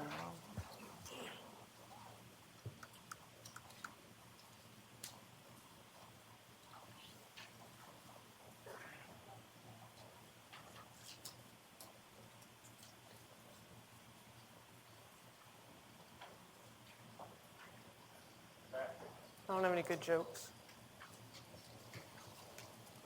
So on section L on the CMMI certification, could you clarify what needs to be submitted as proof? Because it has all this language around an embossed certificate. We're just wondering if we need to submit our original certificate or an embossed copy or a copy of the certificate. A copy is fine as long as we can tell that there was at one point the official seal on it. Yeah, a copy is just fine. Just whatever is listed in section L as far as those instructions for the certificate, just make sure that that's what you're in compliance with. Yeah, let's go down to the CMMI section, 2.0.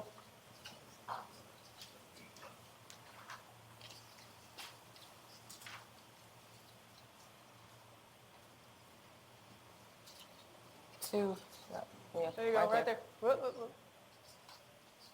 Copy of the certificate with embossed symbol or seal. Is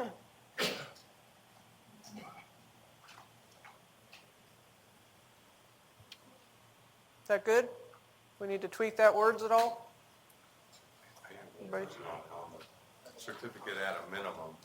What if you had services 3 of them? Would you substitute at that higher level? No, not at this point. Okay. We're looking for dev in particular.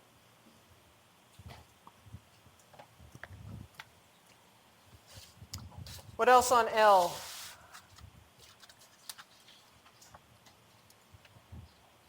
And those in the rooms or online, if you're sending in questions. You got anything? No? Wow.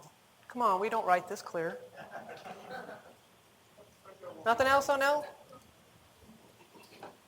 That's all right. I'd rather... Sorry, I'm the mic hog here. On the past performance information, we weren't clear about what contract data is required, but is that all in the tool, in the PPI tool? I didn't get what contract information is required? Yeah. The contract data, is that in the PPI tool? It will go in the PPI tool, yeah. But the tool has fields available for yes, what's... Yes, yep, absolutely. It actually has more than what we originally had, so our instructions will... There's a canned set of Section L instructions that come with that tool that we're in the process of tailoring right now to fit exactly what we need and not ask you to give us any more than what we will use. So, what else on L? I believe someone... Right here. Can we get a mic? Mic in the front.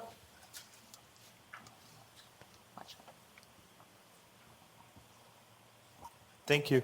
For section 432 questionnaires, is it possible for us to be alerted using the PPI tool on when our references have provided the information? Or is it possible for us to log into an online system to understand if our references have indeed?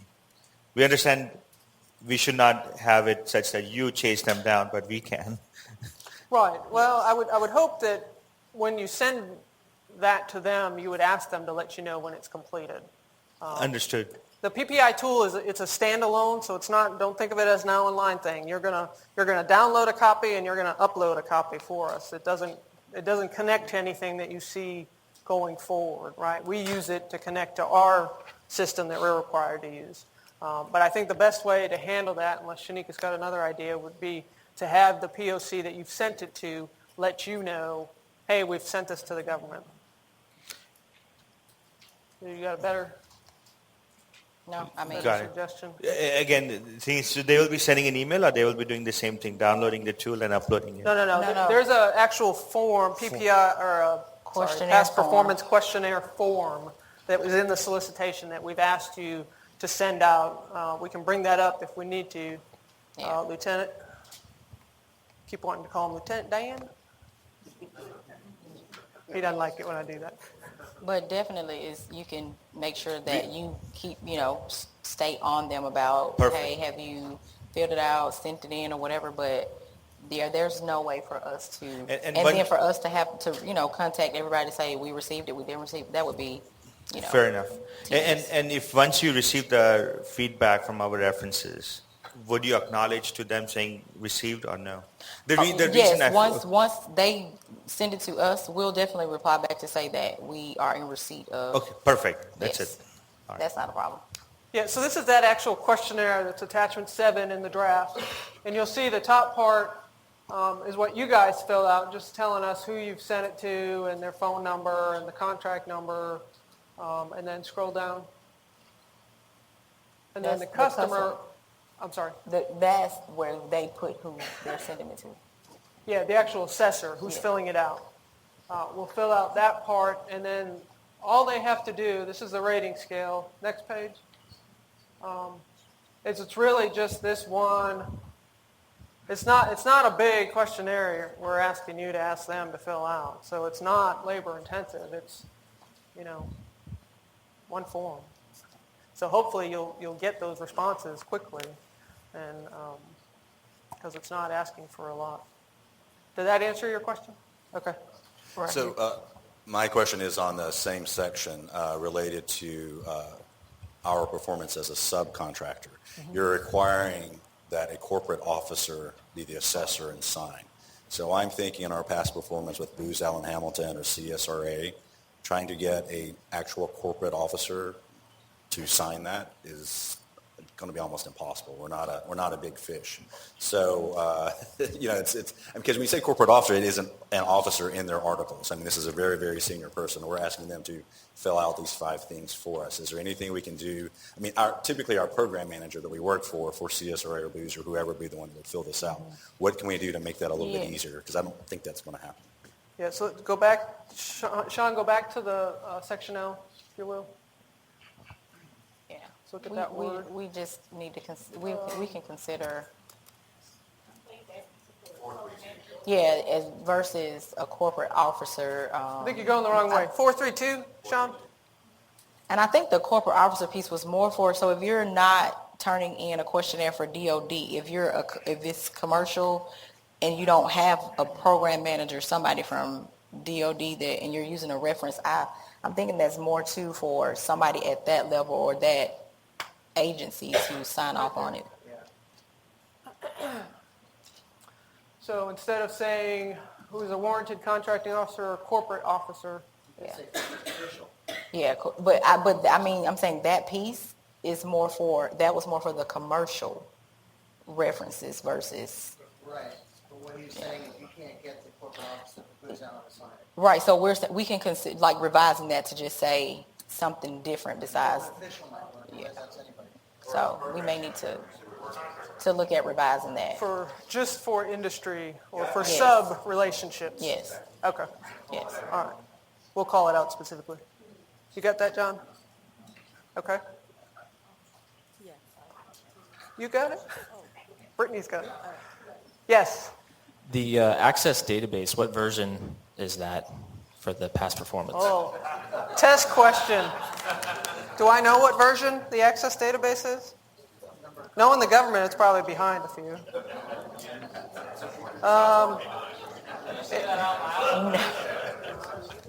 2007. Sorry, I wasn't on mute then, was I? That was her loud voice, yes. It's not on my cheat sheet, so we'll have to find out what version of Access it is. Thank you. Is that going to be? Is there a concern? What's that? It doesn't work well? Oh, gotcha. Okay. 07 and higher? Okay, so we'll post it and ask if there's going to be concerns, and we might have to look at another avenue. Can we get a mic? Oh, you have I one? have it. Okay. For the past performance questionnaires again. I have two questions. Oh, Hold on in the back. Let me go here first.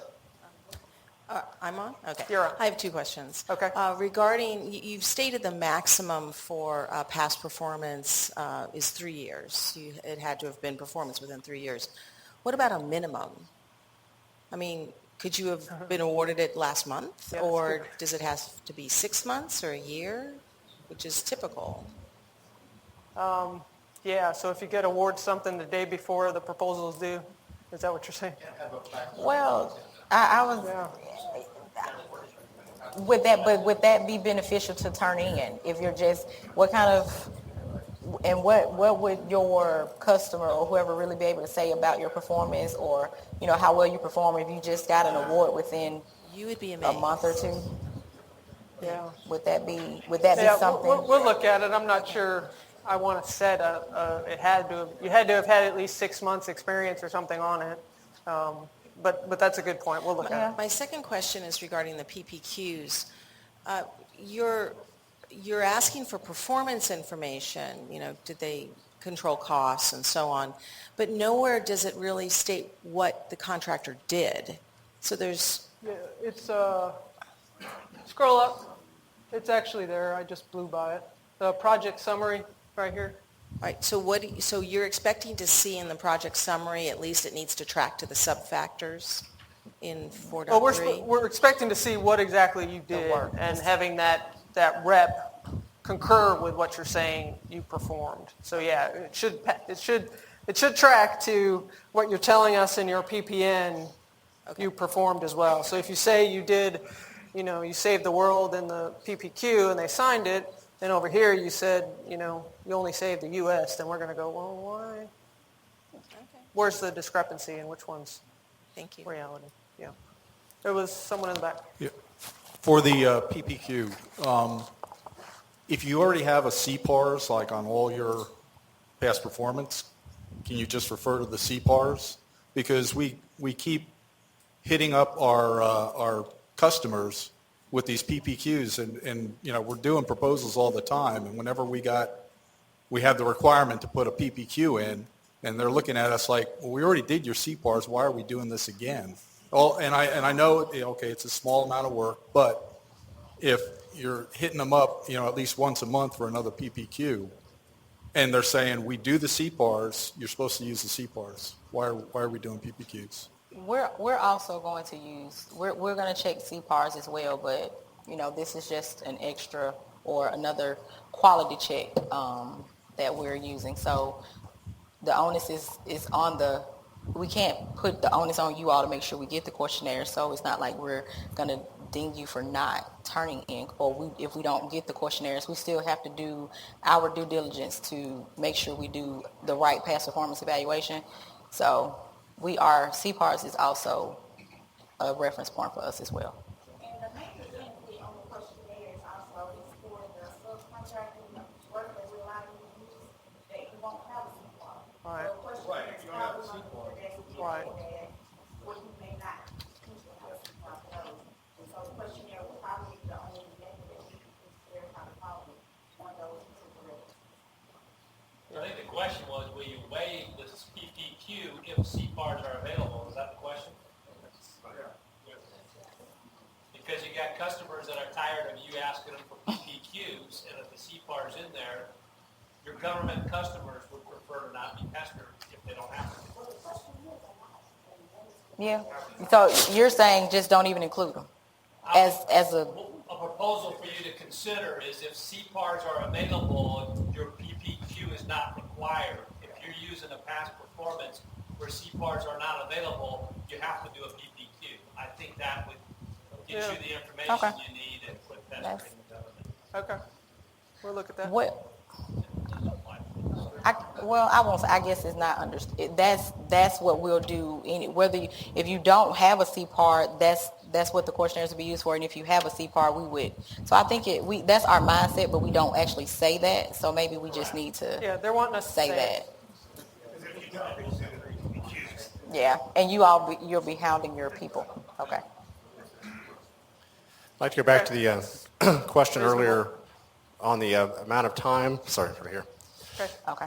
You should include some minimum time to show the relevance of the past performance questionnaire, the experience that you have, so 6 months, a year, whatever it is you choose to use. The past performance shouldn't be just randomly. It could be a month. It could be 6 weeks. Tell us what you want. Okay. Over here, Mike. I want to make sure I understood what you said. You said if you do not get a past performance questionnaire back, it will not count against us? Well, we can't because the questionnaires they're the responsibility of another agency. It's not, we can't put the onus on you all to just say yes or no. We can't.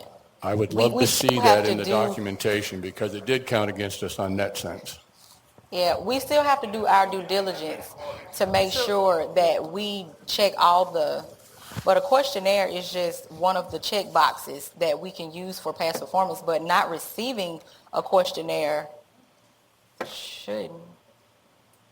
And that's my thought. You need a mic? No, if you don't get a PPQ or a CPAR, I'm assuming you're not getting the quality information. Well, that's going to be that's going to be I'm trying to look for where it is in the. Right.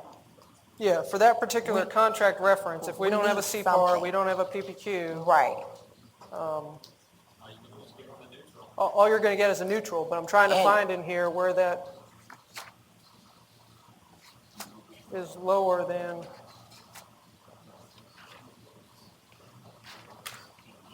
You're an M.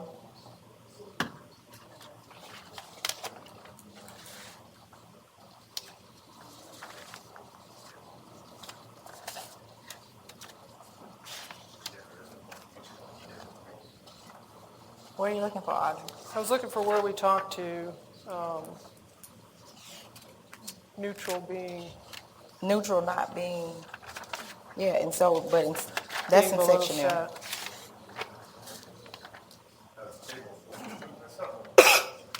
There it is. Thank you. So if you look at that bullet, each offeror must receive past performance confidence rating of SAT or higher for each past performance subfactor. Government will not award to any offeror that receives a past performance confidence rating below SAT for any of the past performance subfactors. A confidence rating of neutral is considered lower than satisfactory. So let's not miss that. So that means if we have no way to check across all your contracts, right? If you don't have any CPARs, if you don't have any past performance questionnaires that come in, right? And we have no way to get a confidence level above neutral, then what's that? If you don't have either, you're not qualified. Well, I'm just trying to make the point that that's why we're asking for it. And I'm not going to say black and white that... It might not be worth your BNP to bid. But I'm not going to say black and white that you don't have to send in PPQs. If you have a CPAR that we can use, okay. But this is important to remember, that neutral is below satisfactory.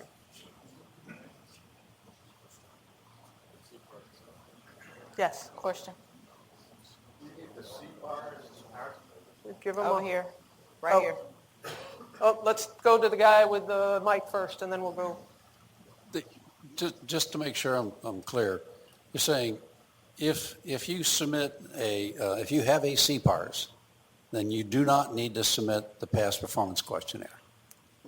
Because let me give you some background, is we have a unnamed BES client who said, you have a CPARS, we're not going to fill out your past performance questionnaire for another Air Force, unnamed Air Force BES client. So I think given that, I would urge the government to consider that if you're getting the CPARS, that you waive the requirement for the past performance questionnaire. That would be my recommendation. So, Well, that's where I was about to go, is we may put the language in there that if you do not intend to submit a PPQ, you must submit your CPAR instead. I mean, that might be. So I guess what we're saying, the onus will be on, the decision will be yours as to whether or not you want to give your questionnaires to your customer to fill out if you have a CPAR versus a questionnaire, but we have to have some way to track or to check quality, or because neutral is below a satisfactory. So if it's not a benefit to you all to give questionnaires to other agencies or people to fill out because you have CPARs, we're not going to say you don't have to. That's just going to be a decision that you all are going to have to make. Yeah, we just have to go back and take a look at the verbiage because I understand right now it says that you have to. Yeah. Ms. Brittany. Right. So And just look at the verbiage to make it a may versus a shall. Right. We had a question over here. Right. Would you accept the hard copy of the CPARS, or are you going to sign on to the CPAR system and get it yourself? We can talk about it. We haven't, as a team, if whichever, we can talk about it. Yeah, We'll sign in. We had planned to go into Okay. PIPERS ourselves. If we get the correct reference from you to use to do that, it might be more foolproof if we just have you submit the hard copy. So let us look at that. Yeah. Okay. Yeah, just less work for you, so. Yeah, if we have it in front of us instead of having to go look. We have to go look anyways. But Question back here. we So blow the if you- mic over here. If you're allowing the option to provide a PPQ along with the CPAR, that would be arbitrary. And how would you evaluate somebody that submitted the PPQ and CPAR? And how would you evaluate somebody that submitted the CPAR? So the PPQ was really intended to be if maybe you had a CPAR, right, but you've continued to do work. The previous CPAR might not have been the highest you could have got, or it might not have been positive for you, but you have since got better, or vice versa. So it was just intended to be another mechanism to have input on the quality of performance, right? So I don't want to say that one weighs necessarily more than the other, but we would take them all, every bit of information we have, we take into account to make that overall confidence rating.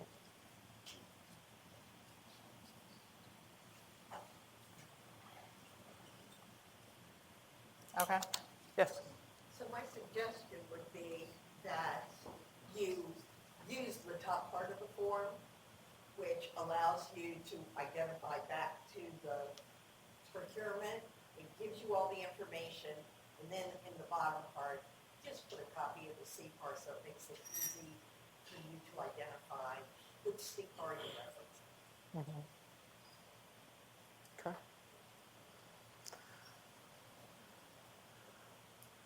In the back? Yes, ma'am. Would the government consider a format similar to what Alliant did, meaning that you could have your CPARs as your past performance, but if you had multiple CPARs that were all exceptional over various years, that they would enable a trending scoring to come in, so hence additional points for scoring or credibility could be earned for those that had multiple exceptionals to the same contract as opposed to one? So remember, we're not doing points on past performance. I think that's how Alliant did it. Yeah. It just, that would factor into, as I mentioned, our overall confidence rating. If we see that you've got, 4 really good CPARs in a row, obviously that's a little bit, gives us greater confidence in someone who's got up and down, right, over time. Okay, so let me restate. I apologize. You're correct on the point scoring. So if I understood you correctly, someone that had multiple exceptionals in a CPAR would be deemed there would be a higher confidence level to someone that submitted only one. So just remember that it's not just the CPAR that goes into that confidence level, right? So it's the recency and relevancy that goes into it as well. So I wouldn't say emphatically, but that's kind of the logic test, that if someone's got recent and relevant experience and then their quality is way above others, then yeah, the natural output would be a substantial confidence versus something else. Okay. What else? Where are we? This is M. So we had a question about how are you going to decide who you're going to award to, right? That was the earlier question. Anything else on there before we try to go there? Mike here.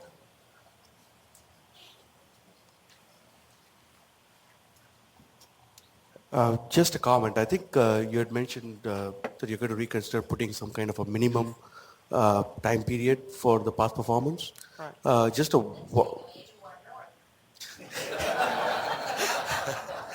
that was not my question. Just a word of caution. He's going to lunch. Just a word of caution because of the breadth of the scope. That could be, like, for example, cloud migration to commercial. That could be done, the whole order could be done in a very recent way, and it can be completed much sooner. That's the intention of cloud migration to commercial. So if you put in a minimum, I think in Alliant, the thing was either it should have been performed for 6 months or it should have been completed, as opposed to saying, it should have been in the works for more than 6 months, if that makes sense. I'm not Like, sure. for example, you could actually technically have an order submitted for a specific subfactor, and like cloud migration, which will be very relevant, and it could be completed in less than 6 months. It's possible. So are you saying you don't agree with doing a minimum?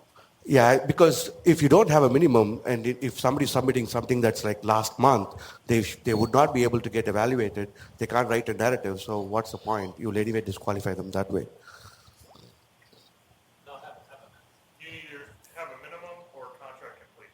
So if Right. it's up in 4 months and it's completed, Then it is evaluated, right? Right. So you could have certain tasks which can be completed in less than 6 months. Well, that's true. We actually got it done faster. Okay. Yeah, so I think, the whole minimum, if we are making it subjective, we need to be cautious about it, because I could have a past performance where one company is supplying 4 people and they've been doing it for 3 months and it meets the criteria. And you could have some other situation where a past performance has 20 people performing the same work for 2 months, but it's not counted. Now, on the face of it, you go, okay, which company is more capable? The one who is performing a broader scope of work for 20 people for 2 months, or a company which is performing, 3 people work, effort for 3 months. One would qualify, the other one would not if the 3 month is set as a cutoff. So I think it's a slippery slope where, it may be worthwhile to consider the past performance feedback, because if the performance is too recent, the contracting officer will probably not sign off on the contractor's ability to say, look, confidence unknown because it's too recent or something along those lines. It just seems that the criteria would be subjective, and it's best to let the performance of the contract be the driver, not an artificial 1 month, 2 month, 3 month, 6 months timeline. But that's a suggestion. Yeah, no, we're going to have to look at that.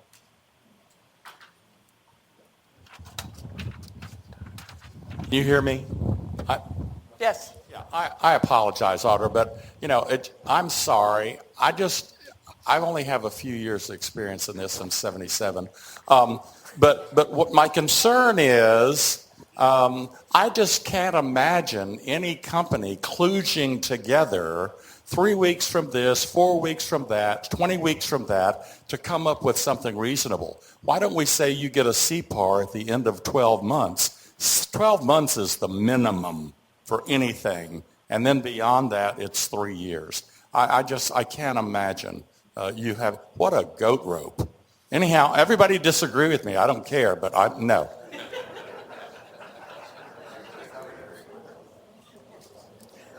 Okay. Thank you for your honesty, Mr. Terra. What else?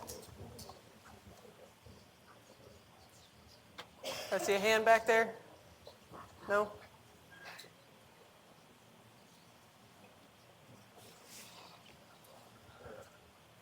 Are we on M yet?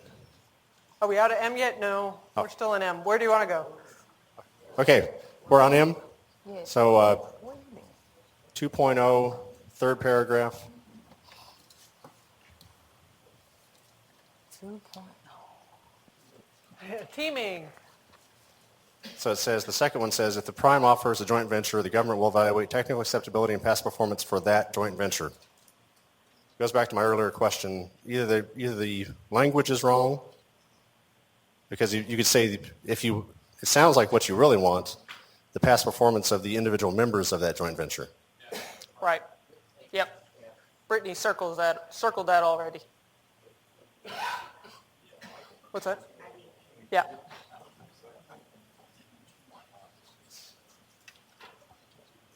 We got a mic in the back there. One more question on that same section. Offers are advised that teaming is not allowed at the IDIQ level. The second, how are you planning on enforcing that? So we need to restate that. Okay. The government is not evaluating teaming at the IDIQ level. Okay, doesn't prohibit it though. Just simply means that the second sentence that follows that deals with performance and evaluation criteria. So you're not going to evaluate any team members' performance. Right. But are you still prohibited from entering into a teaming agreement, which is a legal document, at the IDIQ level, or is that prohibited?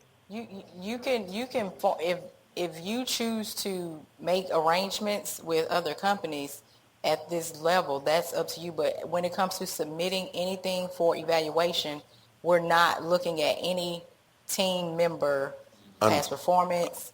Yes. Understood, but that first sentence seems to imply that I could be considered ineligible for award if somehow you discovered that I had a teaming agreement with another firm.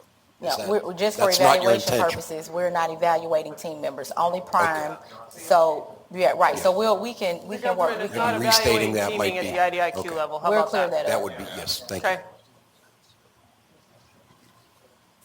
I think there was one in the back. And a mic up front. Past performance as a subcontractor, is that going to be valid? If you are the prime, your past performance as a sub is allowed, yes. Okay. Can you define magnitude? Can I define magnitude? Scope is easy. I don't know if magnitude is defined in here. To get the highest level of past performance. No, there's not a dollar value for relevancy.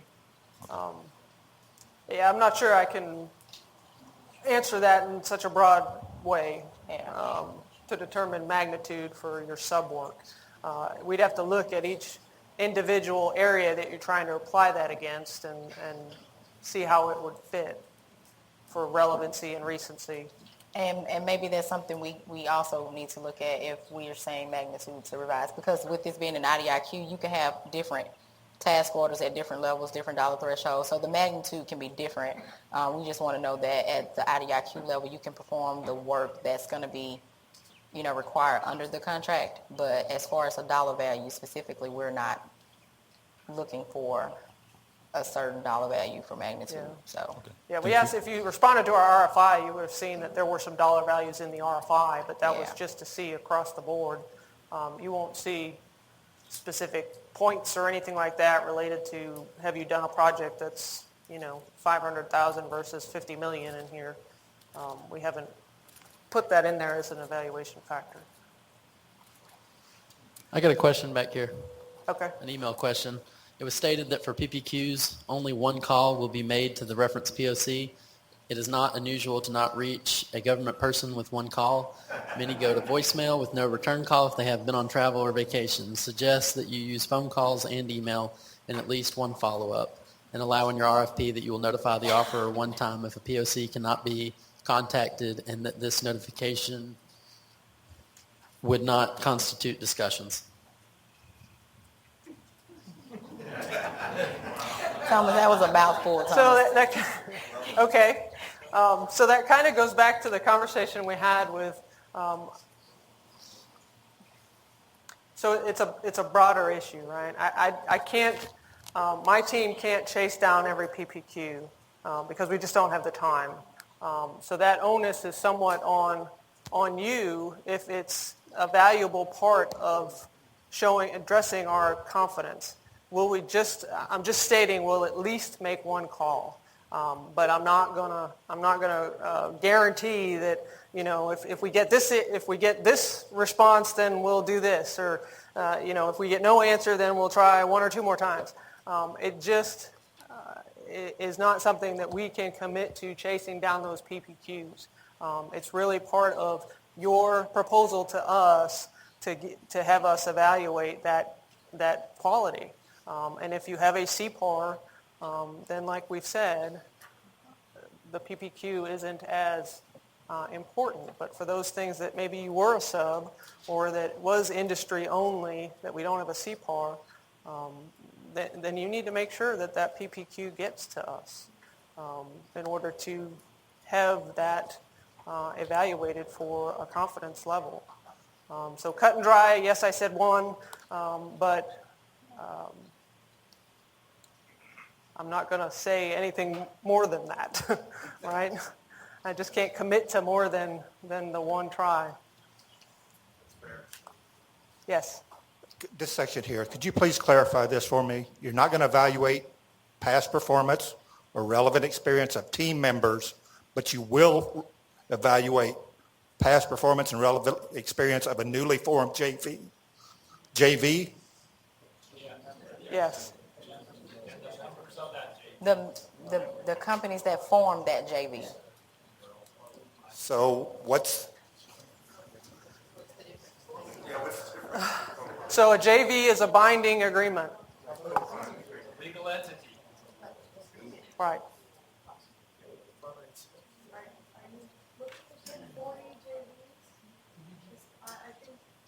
I'm not trying to be, I just, first row, small. Your mic.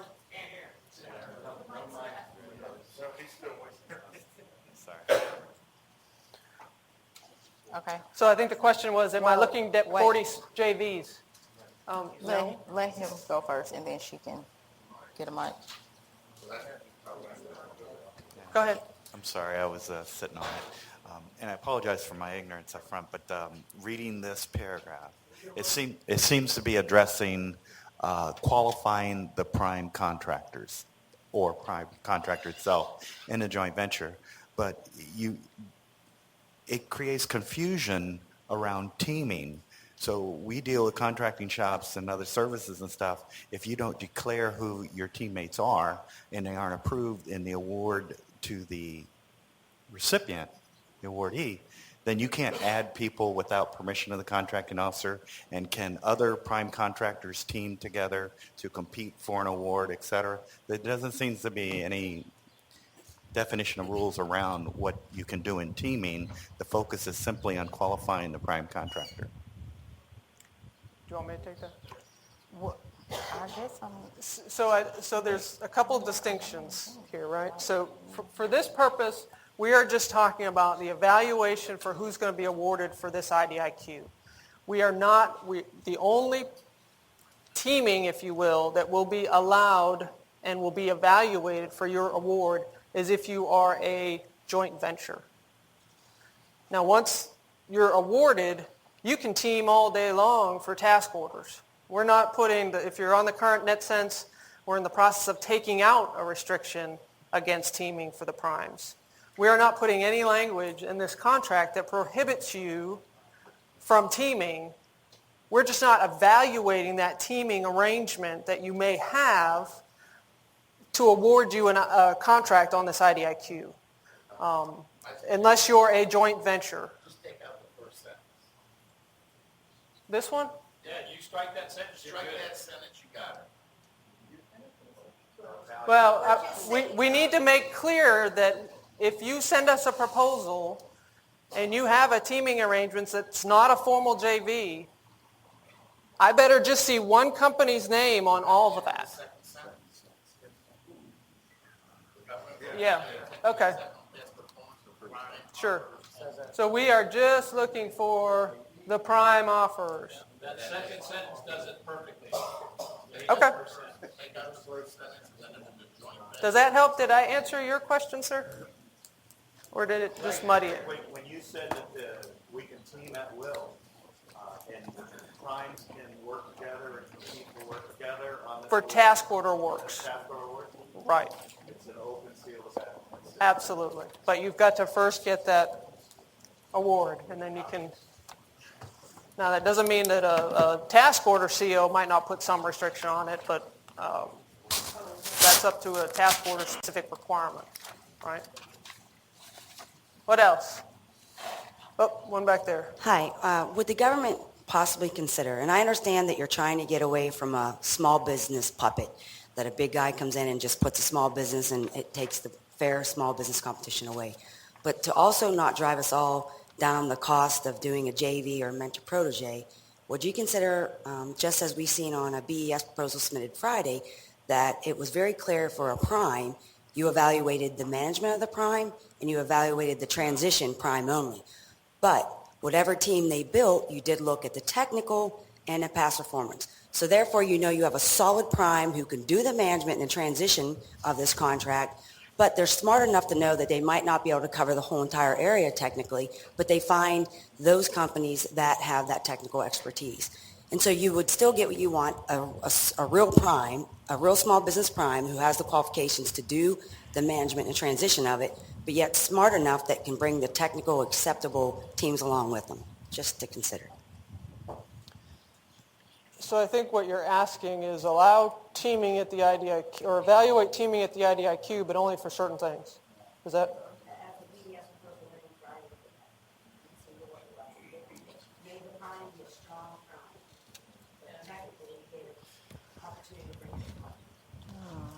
Yeah, I don't see us going down that path because I think we've made the factors, both technical and past performance, achievable enough, if you will, for prime only. And we did that for a reason, to avoid having to look at teaming arrangements that weren't necessarily formalized in a joint environment. In earlier discussions, my understanding was that you wanted a breadth of different types of small businesses, from very, very small all the way up to your large smalls. When I read this, it looks to me like you're going to end up with points at the high level from your JVs. And you could end up with 40 or whatever you end up awarding JVs. And then the regular small business is kind of out of pocket. So are you putting anything in place that, I mean, is that what you want? Or are you putting anything in place that says, I want this many this and this many that? I'm just curious. We have not put any limit on the number of JVs. We hadn't really seen that much of an interest until today. So From a point spread perspective, it would encourage us to go qualitative. from the points, have you?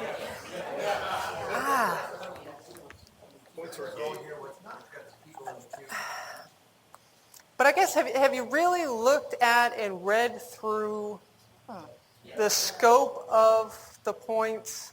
See, then that doesn't match what we got in our RFI. I mean, we got 147 responses in our RFI with overwhelming response saying, yep, we've done this, yep, we've done that, yep, we've done everything on your sheet.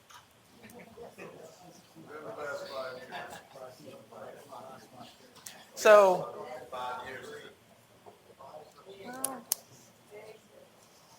I guess I would say that there's been a lot. We've looked a lot at what that point value needs to be, and we also, as you saw from the SUE, have an on-ramping strategy. That if we do get the overwhelming majority of large smalls that graduate at the end of that base period, that we will on-ramp, and we will use the exact same solicitation. That's the whole purpose of doing the on-ramp is use the exact same solicitation and get another, refresh that pool. So I'm really surprised with the response of, based on the amount that we poured over that RFI and some other market research that we did, that you think that technical work is just, it's too much. Just based on, I see some head shakes going one way and some the other. Or the technical experience, I guess. Not that it's too much, it's just you know these JVs, they're going to meet the next. And so if we're just like a few points, we move that. We will get knocked out. And if we go on our own, and we have to consider that. Yeah. And then go in a different direction. That's what I'm Really saying. Does that make sense? If I have to consider that everybody in this room is thinking, in order to get max points to make the cut, I need to form a JV, whereas I may be 100 points down below, which I may be. I have a strong possibility of not making the cut, and so I would want to go form a JV, which is not my preference. Are you saying max points or the minimum? Max points. So the minimum is 3,600 out of 6,000. You don't have and to. that's it. If you get 6,000 and someone else gets 3,600, I don't care. As long as you get, there's no benefit for you getting 6,000 versus someone who got 3,600. You are technically acceptable at 3,600. And that's it. And then you go to past performance. So whether you're 3,600 or 3,675, we're treating you as acceptable. You're moving on. How do I make the cut? Is that level of confidence in those three past performance factors, right? So the first one, let's go to, scroll down. We're on M, right? Right there, stop. Tough audience. So let's hold your thought for 1 minute. So evaluation criteria for award. So that factor one technical experience, that's the score sheet with your TVFs. That's pass fail. It's acceptable, not acceptable. If you're 3,600 points or above, You're acceptable. you're acceptable. You're going on to factor two. Factor two has 3 sub-factors. And we tell you later on that those are in order of importance. Okay? So sub-factor 1 is the most important. Okay? 2 and 3, we need to scroll down because I don't remember the words. And I definitely don't want to say this wrong. Someone will throw something at me.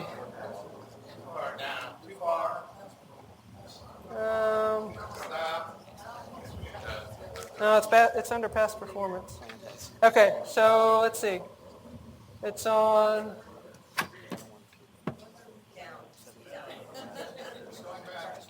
I need you to be at Factor 2, page 9 or 10. So I'm skipping the technical. You see there's a lot of technical. We can go back if we need to, but I think everybody is... Where are you? Yep, there we go. Okay, so here's the start of it. Okay, go down just a little bit more. Keep going, Sean. Or Thomas, whoever's back there. Okay, stop right there. So recency and relevancy is determined. So we're going to look at your past performance narratives. First we look at, are they recent? Are they within that 3-year window? Or if we set a minimum, is it within that, whatever that minimum and maximum, no maximum, whatever that 3 years or, and then we look at the relevancy. Okay? We've got the definitions a little bit later on. Scroll down a little bit more. Stop. So we're going to look at whether or not you have done past performance and related to those SUE items. I want to encourage you to make sure you take a look at the definition of terms, which is attachment 8, I believe. Keep going. All right, stop right there. So here's where the sub-factors order of importance is. Lifecycle software services at sub-factor 1 is significantly more important than all other sub-factors combined.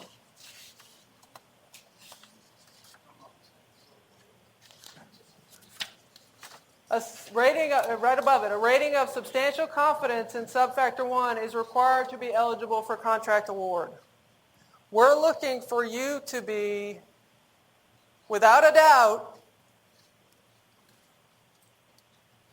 good at sub-factor 1, which is lifecycle software services. You go down here and you say, well, what does that mean, Audra? SUE sections 313 through 3117. Those 15, counting in public, those 15 things, to be very relevant, you have to have done the same scope and magnitude of 13 of those. So I'm not even asking you to do the whole SUE or show us you've done the whole SUE.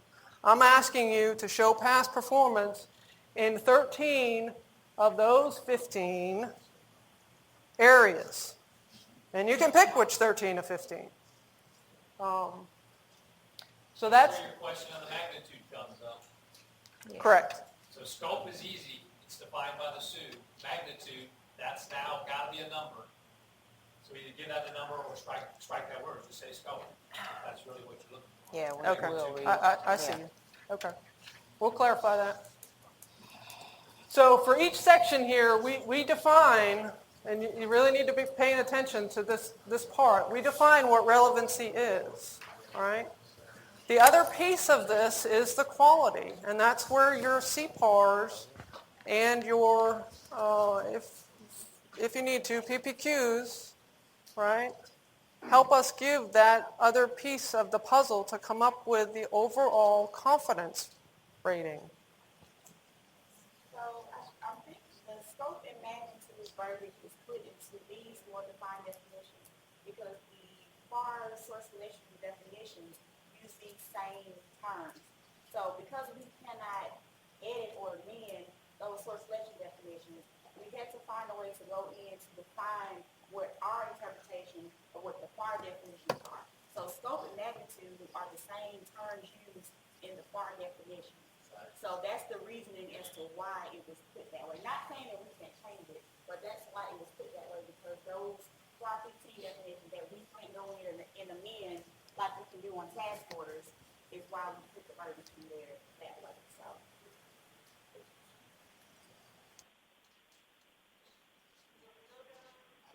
This is too important not to stop it, so I'm waiting.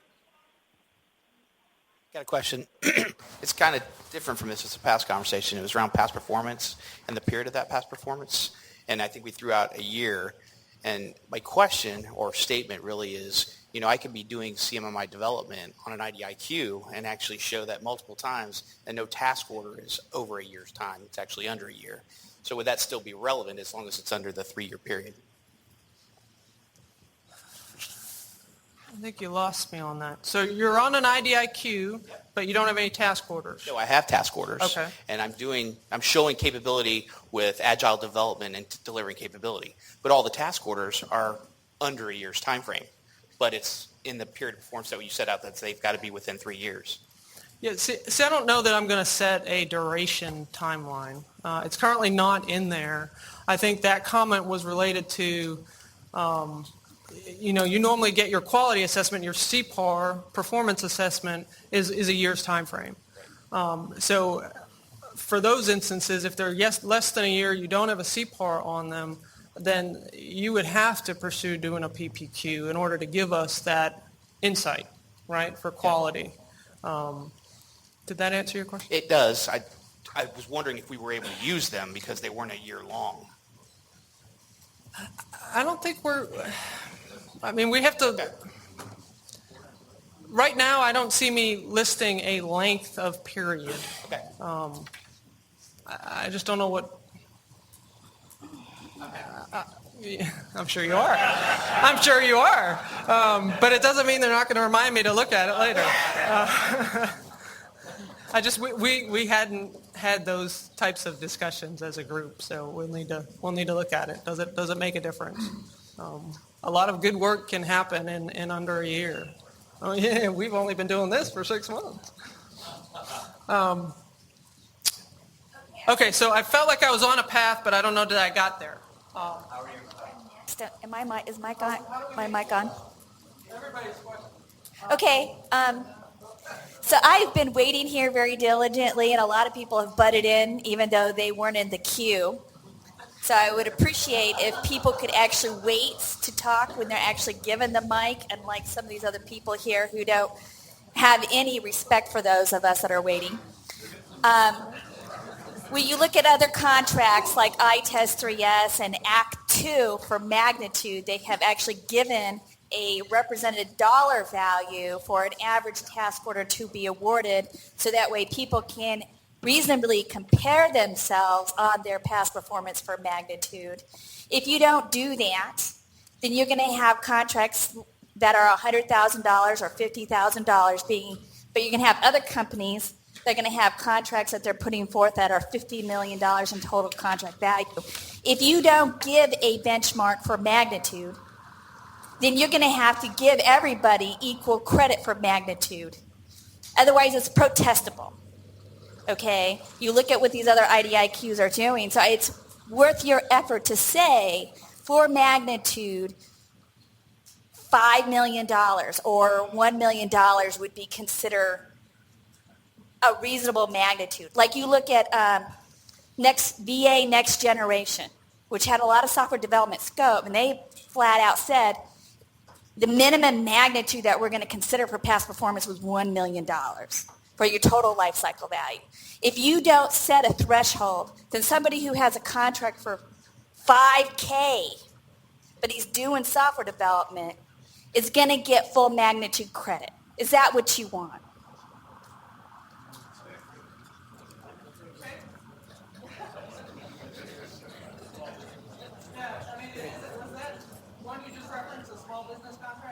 Yes, BAT for Next Generation had a small business pool, and no contract can be referenced.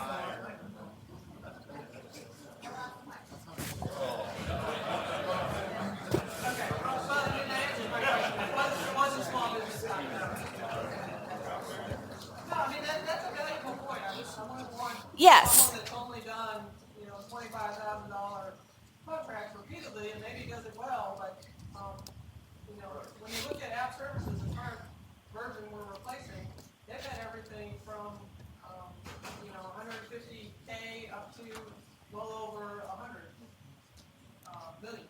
So Yeah. it's a very wide range of task orders that are awarded on these types of Yeah. contracts because the scope is so big and the air is so big. Yes, with VA T4 Next Generation, you had a large business pool and a small business pool, but no reference could be submitted if it didn't have at least $1 million in total contract value over the entire POP. You saw the same thing. that's common out there. Now with Act 2, they've not given a minimum dollar threshold for magnitude, but they've given a bogey of how to compare yourself, and it's $50 million over the total pop for a task order. That is a small business set aside IDIQ that's out right now for comparing magnitude. So there's things you can do. You don't have to say that a contract that's only $20 million total life cycle value is not comparable, but offers, we need to be able to compare ourselves on magnitude just like you do with scope. So if you don't put a dollar threshold out there, then everybody's equal.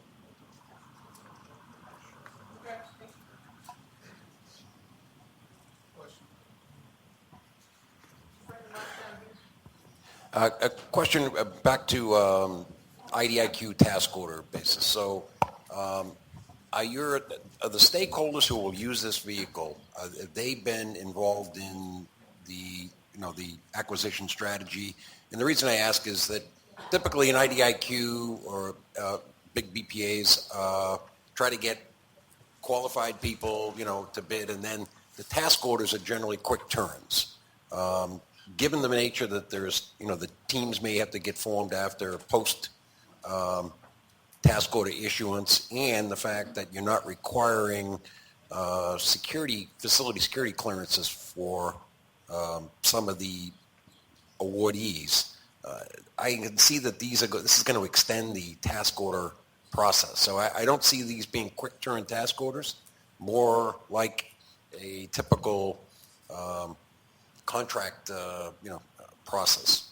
2 months, is that, or am I just, and then the second question is, not so much a question, but recommendation that your reference to making one phone call or trying to do something, you might want to reconsider and remove that from, stricken that from the record in the interest of not getting any protests.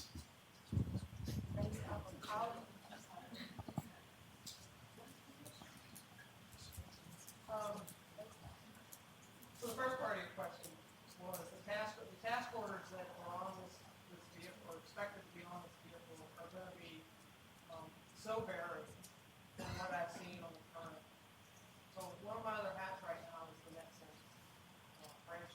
So I see across all of the IDIQs currently for next funding and that services. And it's got everything from 160K, one or two programmers on a project to support for some of the Air Force's ERPs that are very large and very long. So it's so varied. I'm not sure I can give a clear answer. And those are just examples from within our own directorate. We have users outside of CBS, but quite a few come across the other command, ACC and AMC and other AFM organizations that we don't necessarily have insight into until they come and ask us or ask us to do a scope review to be able to know where this goes. So it's very varied. Yeah, you're dead. In more ways than I know. Right? Give it time. It'll get better. You're on. Thank you. So a squirrely answer to your question, but I think that's probably the best one I have. Did it help at all? Yeah. What else? Not a question, but a comment. I think it should be very apparent to the government, given all the questions relating to JV and all the ways that points can be assessed. Okay, so even if for the sake of argument you're looking at a minimum of 3,600 as acceptable, when you look at the magnitude, the fact that those have metrics as far as numbers and scoring, I think it should be very apparent that there is going to be tremendous pressure on everybody to form a JV to make sure they maximize not only points, but maximize their relevancy and magnitude scoring. So if it's the government intent to, put pressure on the small business community to try to achieve a maximum, then that's what you've done. But I concur with the lady up front. I think there may be some very capable small businesses that from a standpoint of scoring may end up getting squeezed out. So maybe we need to look at not allowing any JVs. All right. Yeah. Yes.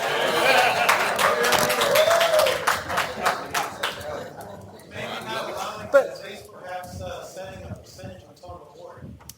See, that might artificially, limit, artificially accomplish the goal of having small businesses. So perhaps you might want to limit the percentage of awardees that are JVs. That might accomplish something. Okay, it's about 20, hold on one second. It's about 20 minutes till 12. I just want to get a feel for whether or not we're going to push through lunch and come back, or if you don't really have a whole lot of more discussion that you want to take another hour or two. I really don't have a good feel for what other types of questions or how much more. I'd be happy to stand here and go through every single document and answer whatever questions you have. That was our original intent. But to some extent, I feel like we're kind of stuck on the JV thing, and it's going to keep coming back up, which is fine if you want to spend that time. But so give me a feel for whether you want to go to lunch. Go to lunch. We'll break for lunch. Those who want to come back, we'll be back and let you walk us through whatever you want. Okay. I think we're going to lose the truck if someone wants to get lunch from the truck and. No, hangry. For the one-on-ones that are scheduled also, that. Hold on a minute. When we do the one-on-ones, the intent is to also capture this information. So are we addressing everything now, or do we have people that are holding out until they have one-on-ones to ask questions? Because the one-on-ones aren't for capabilities, presentations. It's strictly about your questions as it relates to this draft solicitation. So I'm fine with the one-on-ones, but are we pushing through so that way we can have people that say, okay, my questions have been addressed here, I don't need the one-on-one, or do we still have those who? No. Okay.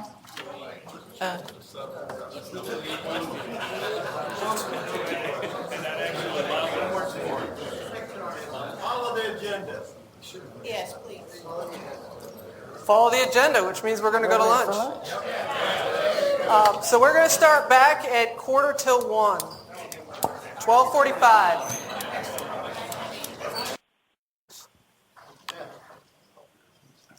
Microphone over He had here. a question.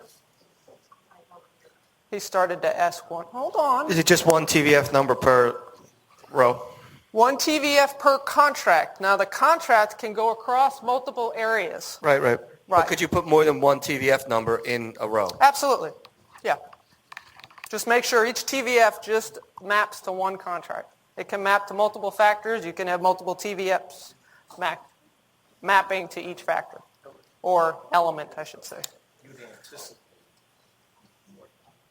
There could be, depending on what it is, right? So some of them are black and white. It's really one thing that you have to address. Others, like some of the programming languages that ask for, I think, 2 or 3, well, chances are you might need multiple contracts. Each contract might have its own specific architecture and only address one language, so you might need to use multiples.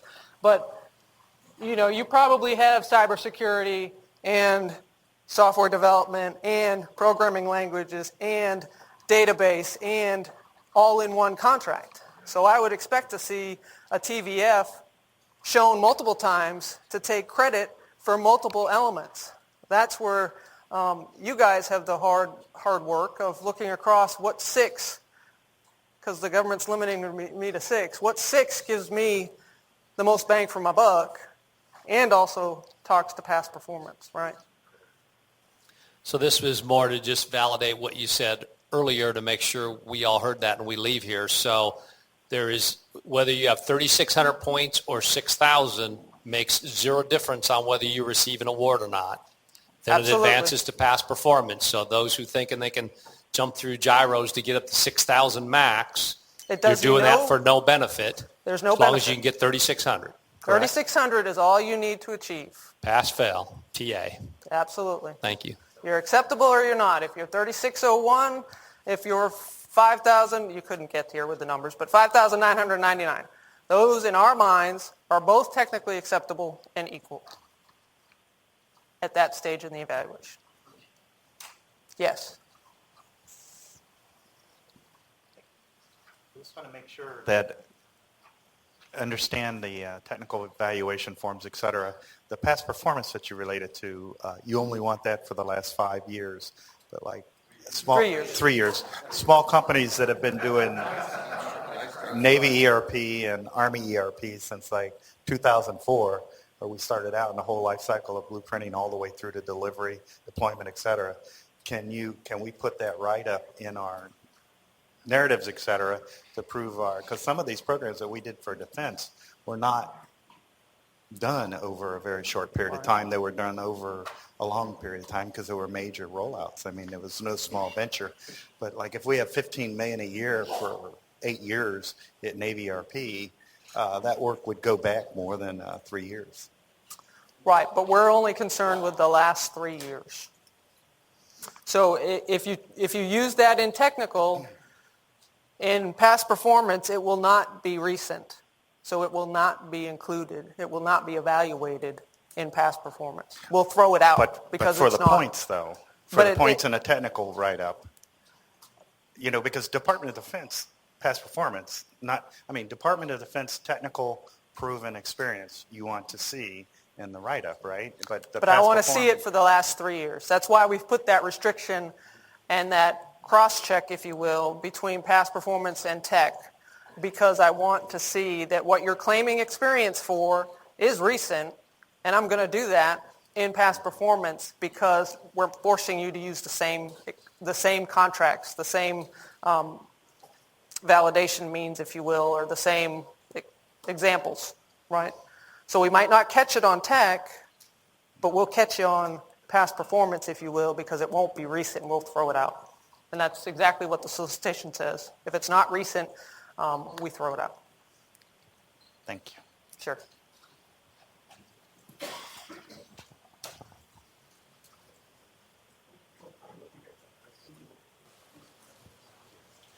Ma'am, reference the programming languages. So for Alpha, do I understand correctly what that's really saying is we've performed programming services for any 2 of those languages? Any 2 of those listed there. Java, COBOL, Power Builder, .NET, Cold Fusion, and C#, yes. You can pick any 2 of those. And you ask, where did those come from? Those are the most prevalent ones within our organization. That's why we've picked those. So you get no more credit for 4? You do not. You can write up 4 if you want, but you don't get any more points. Nobody in past performance. Past performance side, you say we have 4 that have higher weight. Now, past performance isn't specifically looking, we'll look at that separately, but past performance isn't looking at specific programming languages. It's looking across those SU elements, right? So that's the difference between your technical. We want to see you have technical experience in certain areas that we've listed here, those 10 areas, but then we want to see in past performance, have you actually performed in a quality manner that we think you'll continue to for those elements within the SU itself. Okay, so it's a slight difference of what we're looking at. Microphone?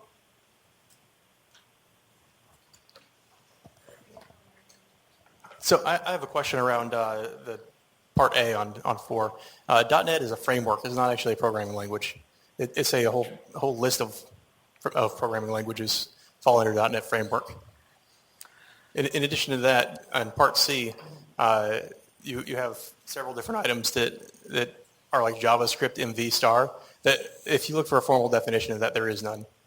And beyond that, you also, as somebody else said earlier, you don't have CSS or HTML5, which are top mobile platform development efforts. I mean, it's... Up under mobile? Yeah, just about everything that you have on here is a decade old. It is. So I will go back and talk to our director of engineering who has looked at this. And Go below the director level. yeah, and ask him if we should include those things. Yeah.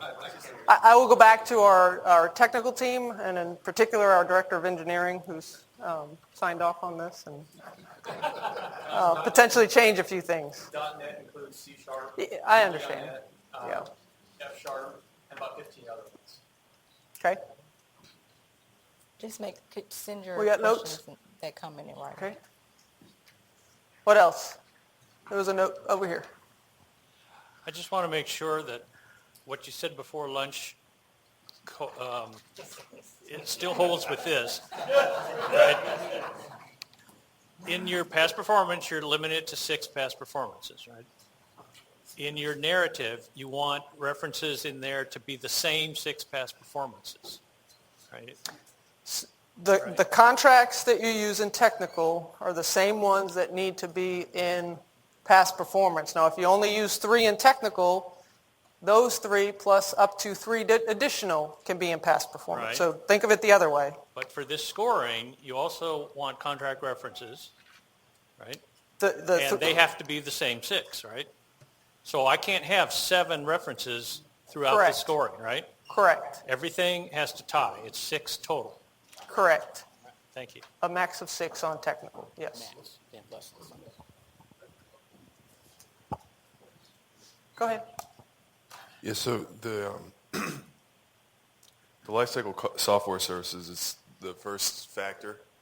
Scroll back up. The most significant that you're evaluating on past performance. Why not establish a substantial confidence baseline on the scoring matrix? That way you're going to save yourself a lot of evaluation on the past performance, because if you don't make it past a certain level on lifecycle software services, then you wouldn't have your past performance evaluated because it wouldn't be substantially confident. So I need you to differentiate the two, right? So the lifecycle software services that we're asking here is on the technical side. It's not going to be all-inclusive of everything that we're asking on the past performance side, because these are there's just 5 elements here, right? And on past performance, if we bring up that section M, it talks to 13 lines in the SUE that include some of these things, but include other things. And you'll have to talk more, you'll have to use, hopefully, different words to answer the past performance questions, the scope and magnitude, not just address the technical side. I'm probably not communicating that well, but don't think that you can just take what you write up in the technical validation and copy that into your past performance and get relevancy, okay? You might max out these points, whatever it is, 1,400 points for lifecycle services over here, but that might not answer everything we're looking for on past performance, because there are 13 SUE items, I think a total of 15, I did the math before, right, that is wider than what we're asking here.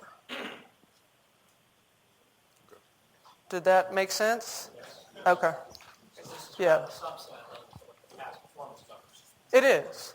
It is. Because we just, past performance is more than just, have you done it? It's, because we put in the quality in there. So the relevancy is somewhat similar, but not the same, right? So there may be some avenues where you can use a similar type of write-up or parts of, that's why we had the same contracts.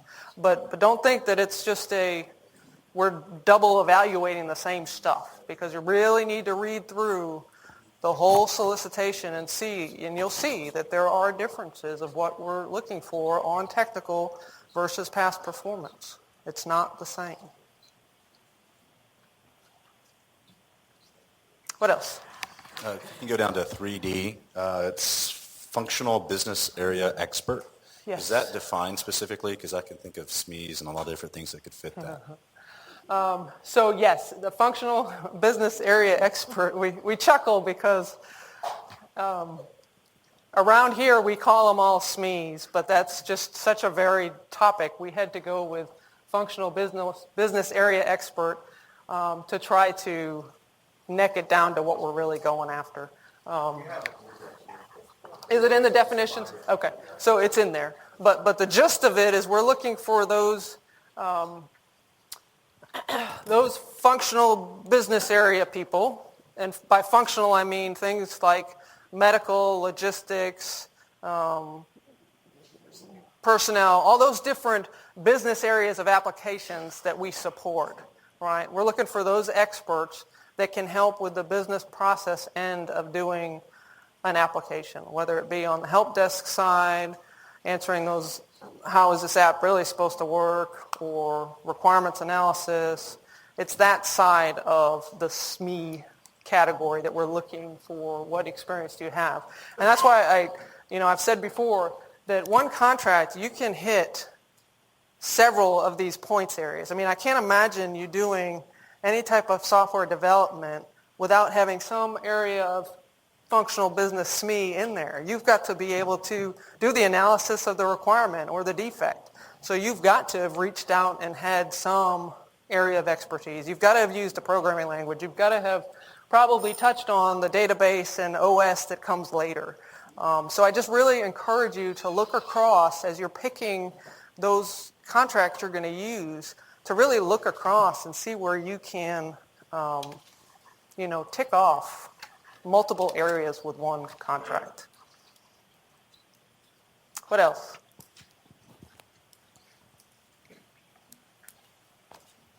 Right here. Other way. Oh, we got another one coming. You're going to get two. You still only get one question. So I believe 1D had something specific to ERP, but it had a slash in there with COTS SW. Yeah. Is that an or is that specifically has to be ERP? It's an or. So we need to clarify that because the or is way down here. But what it's really looking for is... Is it just looking for a complex implementation and managing the whole process? Well, it's looking for, have you implemented a COTS software package or an ERP package, right? So ERP is just one type of a COTS package. We didn't want to limit it. Yeah, we didn't want to limit it that much because there's things like, we're starting a PLM, which is Team Center, which is not an ERP, but it's a very heavy COTS package. And there's other things that some of our programs use that are not specific ERPs. So it is an or. So if we need to clarify that a little bit more, they're taking a note. Such as would be perfect. Okay.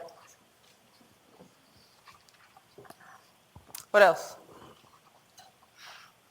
Nothing else on the score sheet? Microphone over here. Hope you have your pedometer on today. You're getting your steps in.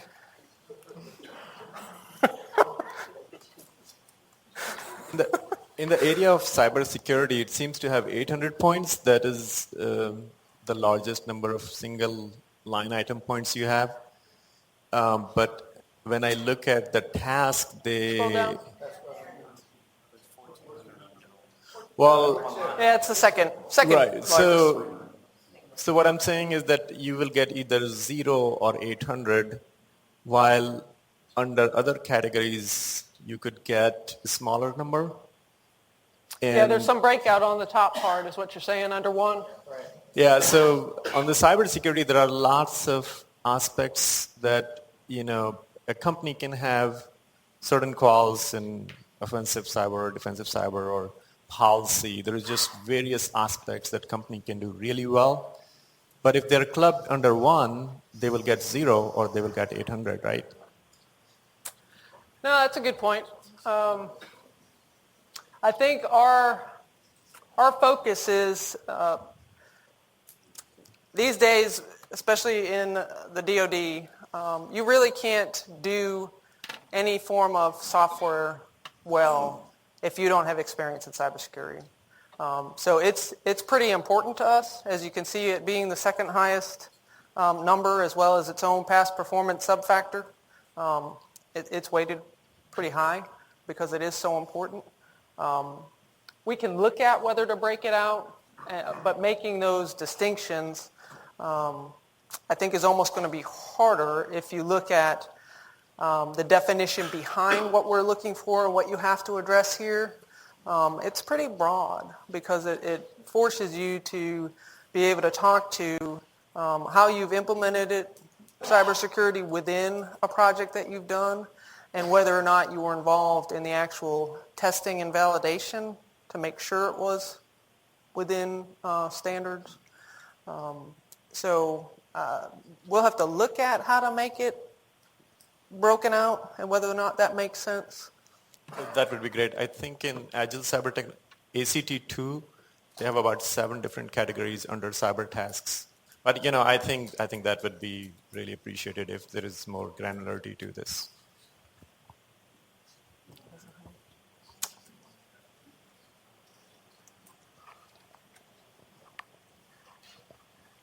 What if, like say for cybersecurity, you don't break it out, but what if I have 2 efforts?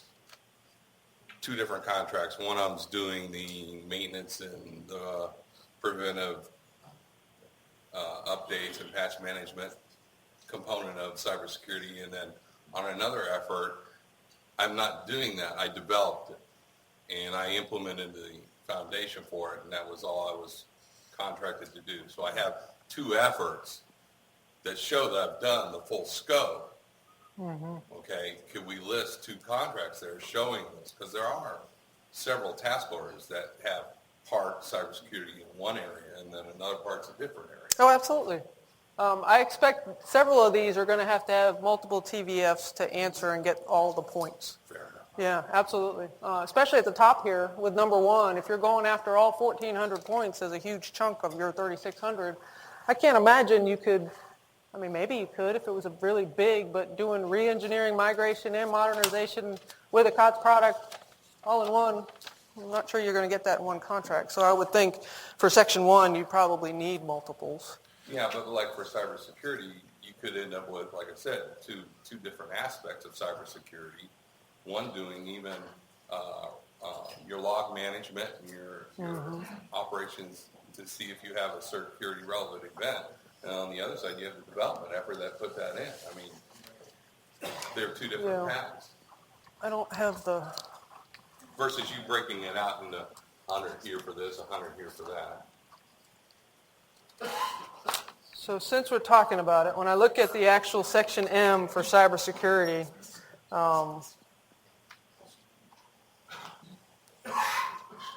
government will evaluate the offeror's demonstrated experience integrating DoD and/or NIST, IA cybersecurity concepts, practices, and procedures for an IS within the networked environment.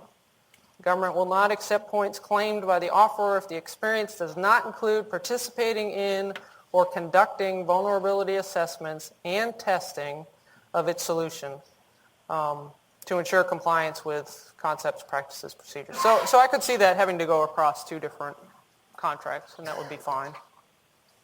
Yeah. Quick, 2, I think, good observations / questions. With all the input you guys are getting today, especially on this scorecard, it seems like, and some other hot topics from this morning, what's the ETA to get the revised information out, either as a draft form or as a final form? I know we walked over dates this morning, but maybe getting inundated with a lot more information than you thought. Were you thinking about putting out another draft RFP or RFI as part of this? And also, 2, regarding some of the scorecards information, will the categories be set in stone at some point? The scorecard is set in stone as far as the categories. Now, if we have to make little tweaks here and there as far as wording, I'm good with doing that. But I don't see the 10 areas of the scorecard changing. I don't see the past performance subfactors changing. I see tweaks to words here and there. So I don't see any major changes from what I've heard today, except maybe getting rid of JVs.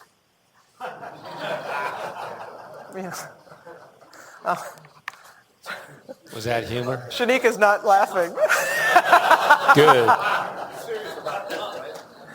So as far as putting out another draft, I think our decision on that will be how we get to the end of the week.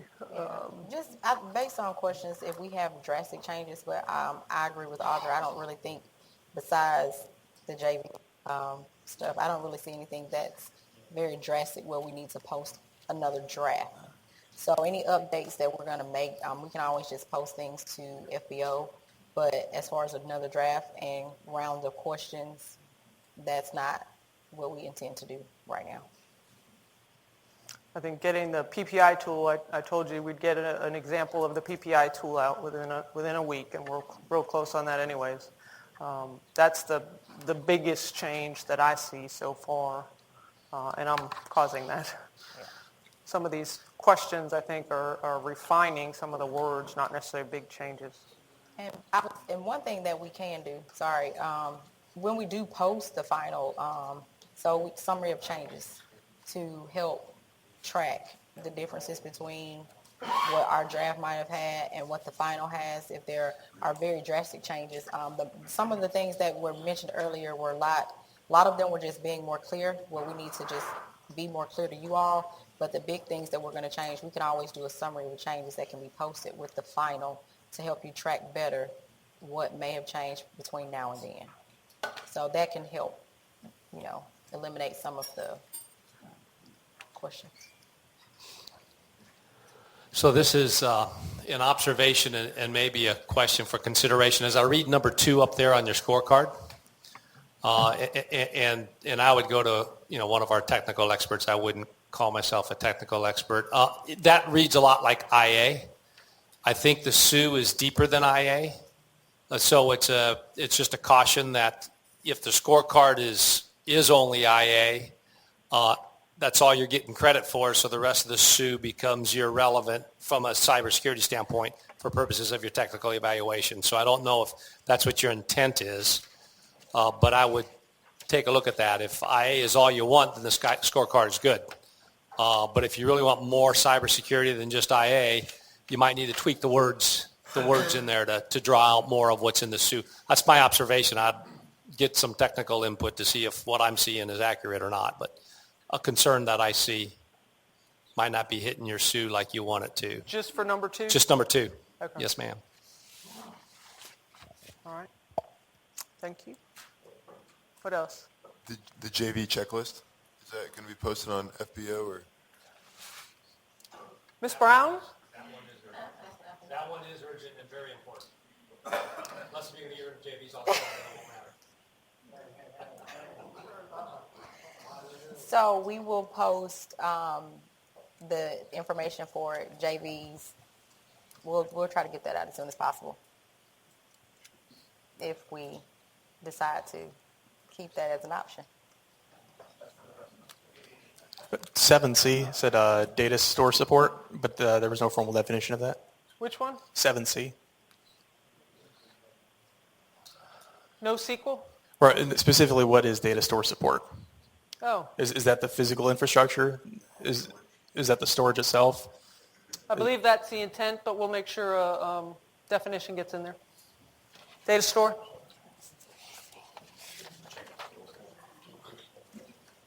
Okay. It's fair. I can't answer that. Anyone else on the score sheet? It is in there? Oh. Can you read it? It's also in, so the score sheet does not have as much detail as the Section M does. So our Section M actually says what C is for data store. So this is less detailed than what the evaluation criteria states. So make sure when you're doing the score sheet that you're using the criteria that's actually in Section M.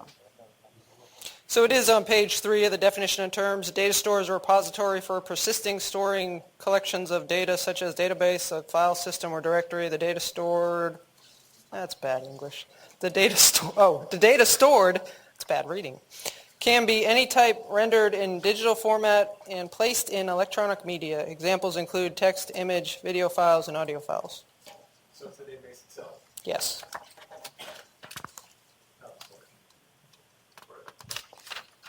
Not the storage, the database itself. The data stored can be any type, yes. Such as a database, a file system, or directory is what we're considering a data store. It's the repository itself. Is that good? Okay.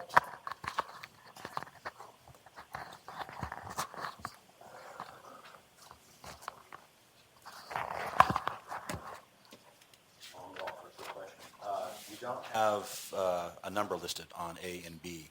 So does that mean and? We've got to have Oracle, SQL, DB2, or is there a certain number of those that we need to get the 200 points? 7A, 7B. To include but not limited to... Is it all of those things that we have to get 200 points, or one of them, or two of them? What does M say? M says 1. So let's make sure what M says. That's 7.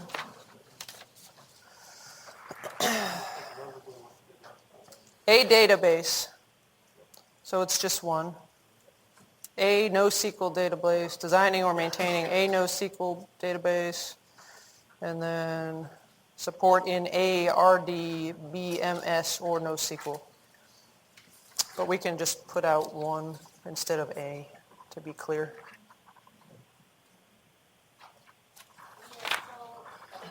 I just think we need to make sure that we're using the score sheet for the intended purpose of the score sheet, and for any additional information, we make sure we look at the evaluation criteria, because that's where the more specific information, such as 1 or all or both or is going to be located. So try not to use this as your final basis of what the intent is. Make sure you're basically putting M and these different attached documents together to make sure you're in compliance with the actual RFP. Yeah, so maybe we want to reference at the bottom of each one of these, section M. Fill this up with all the specifics, because that's the purpose of section M. So this is just basically a synopsis of how you get your points. But section M is where you get the full detail of what is required. L is what's defined. Right. Yes. But M shows you what's acceptable, too. Okay. Anything else on the score sheet? No? Okay. Go ahead and bring up the TVF form itself, please, Sean.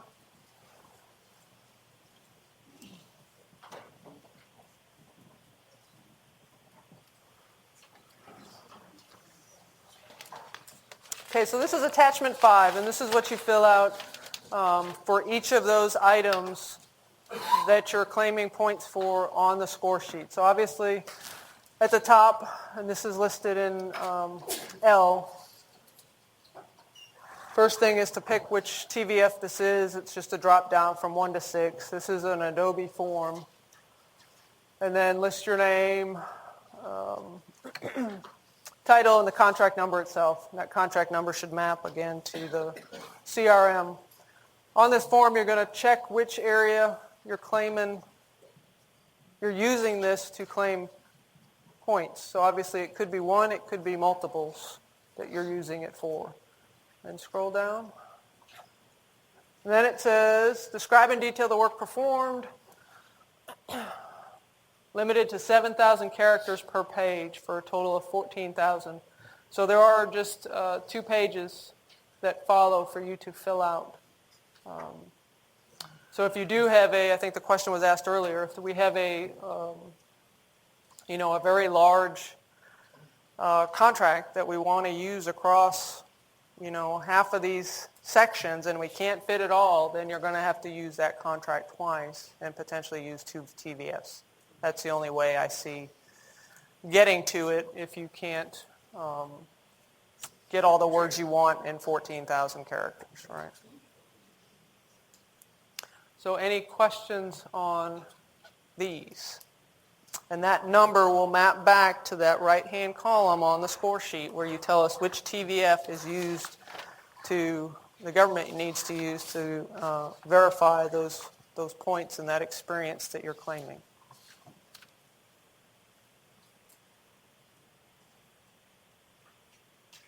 Any questions? contract twice, it would only count once as past performance. You could still have 5 others, right? I thought I just heard you said you if could. if they can't fit it all. Did we say we couldn't? I don't think we said we couldn't.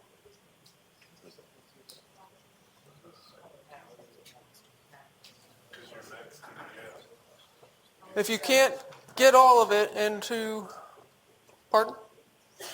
I'm trying to understand why, if it's one contract for TBF, why are you using the same contract? If they can't get everything they want to substantiate points for in 2 pages, what I'm saying is they could do a second TVF and finish it up. But that now affects their number of references. Yeah, so now they've wasted one of their TBF opportunities. That's their choice. I don't think we specified it either way, but since the question Right, has if we come have one up- contract that covers, 80% of the requirements, and we need 2 forms to do that, but, so we use that one past performance that then covers all that, can we still have 5 additional past performances then? In the past performance section. Yeah. Right. Yes. The matrix won't work, nothing will work. You'll have to list both contracts on the CRM, and then you would only have 4 left. So we'll have to clean that up in the documentation. We hadn't thought of that specific example. That if we do allow you to use the same contract on 2 TVFs, then you're still only limited to 4 examples under past performance, 4 additional examples for a total of 6. Yeah, we'll clean that up and make it clear.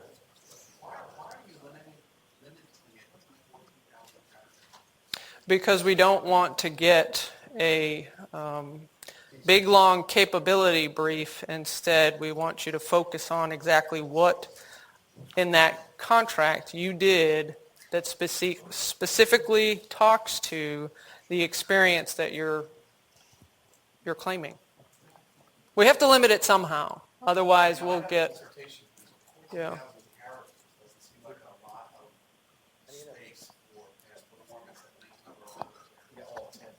Well, That's not past because performance. of the way that the form itself, that's the limit of it. So that's something that I guess could be looked It at. doesn't matter, it's your requirement, but it just doesn't seem logical.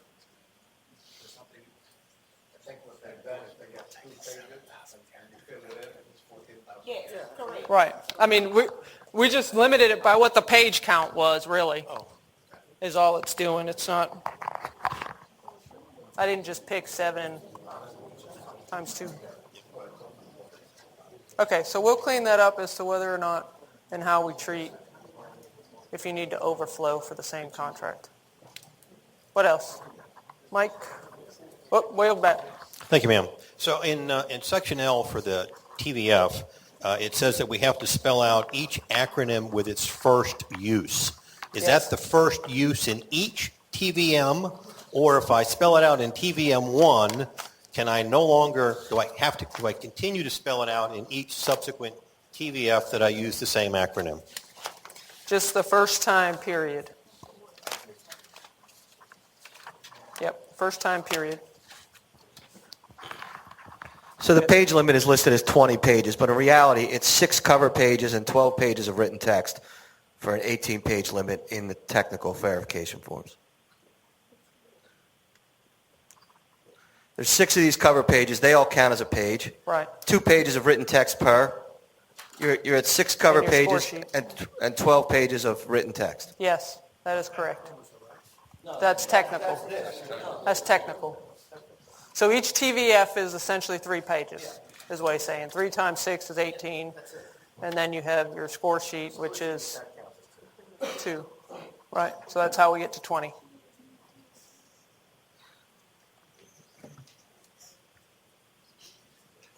I'm sorry, go ahead. So when you look at cleaning this up, is there any way you can just extend these technical verification forms to 4 pages or 5?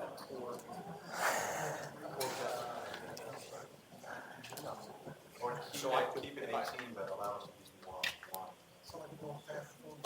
Kind of just let them use the information how they need to versus limiting the pay. So how we do for past performance, we're not saying they have to put so much on one PPN. So maybe the same for tech if they don't need and just. Yeah, if you want to kind of manage that instead of us, then it would be, still a page limit of. Yeah. 12 pages. Right. And if you want to use 5 of that in one contract, then yeah, we can do that.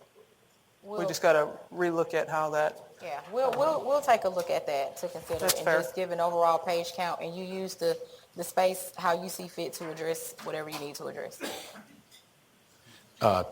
There was a recommendation earlier that you could limit the Up to 6 references.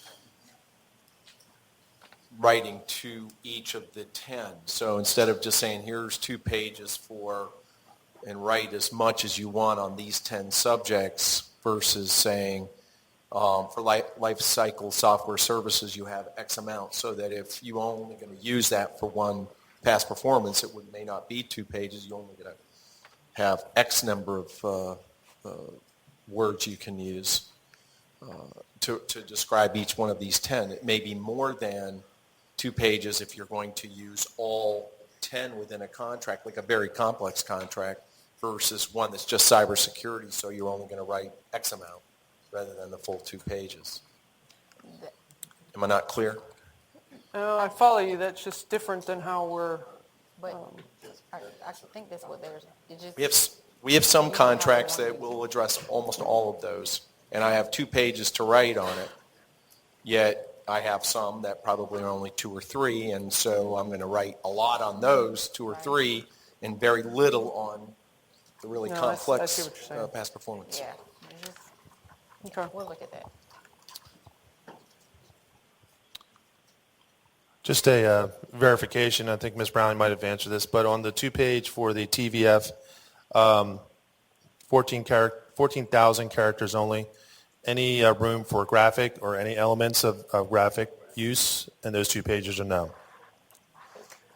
It would have to be included in your page count. So if we change and we get away from limiting the TVFs to 2-page, trying to think of what graphic you would use that, but.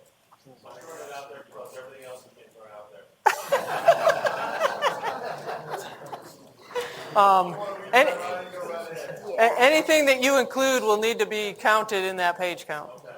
Let me leave it at that.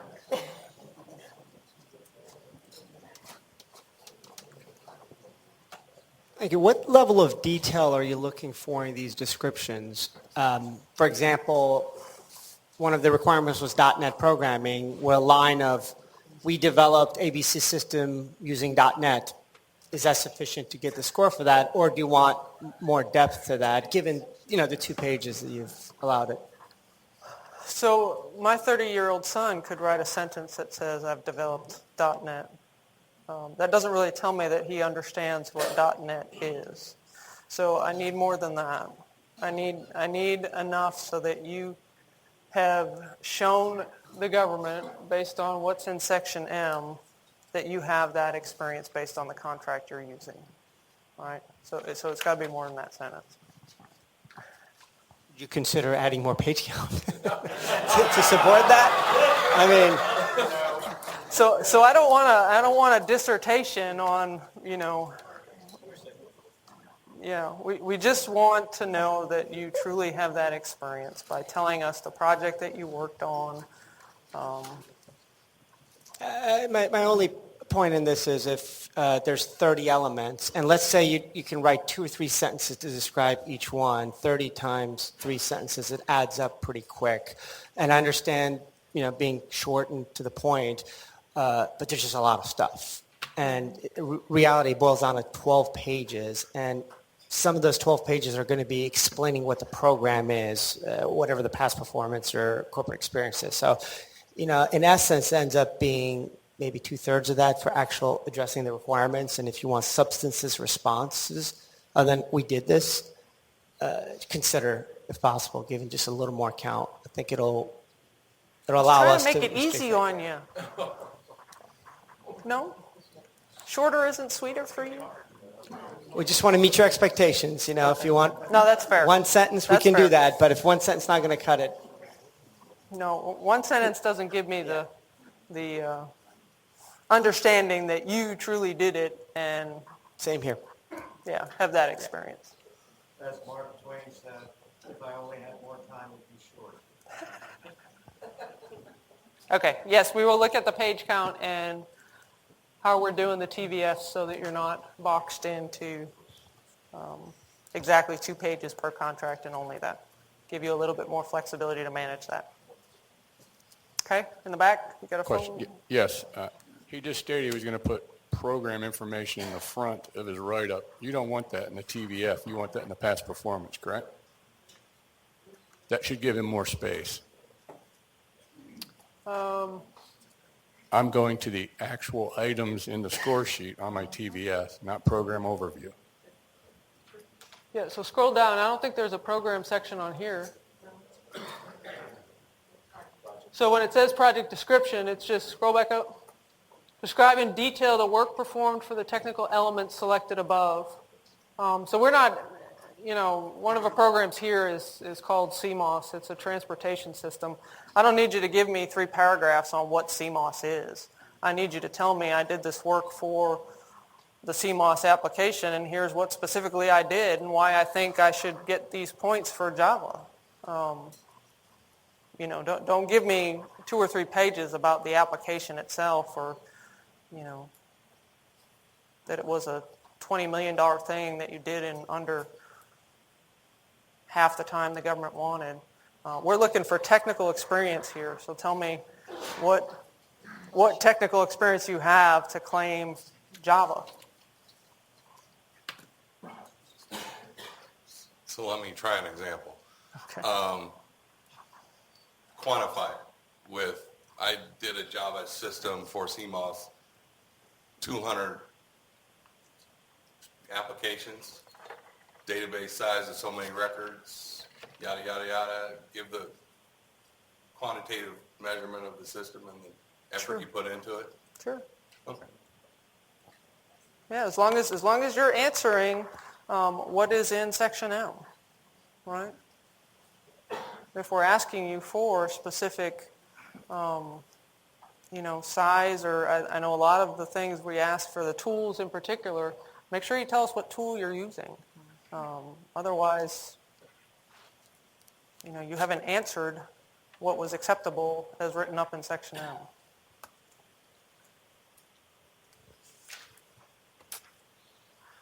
Anything else? We need to go back to talk more about past performance. Okay. So I want to start with M or L.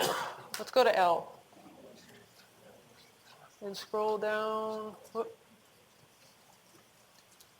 I think back up, Sean. There, stop right there.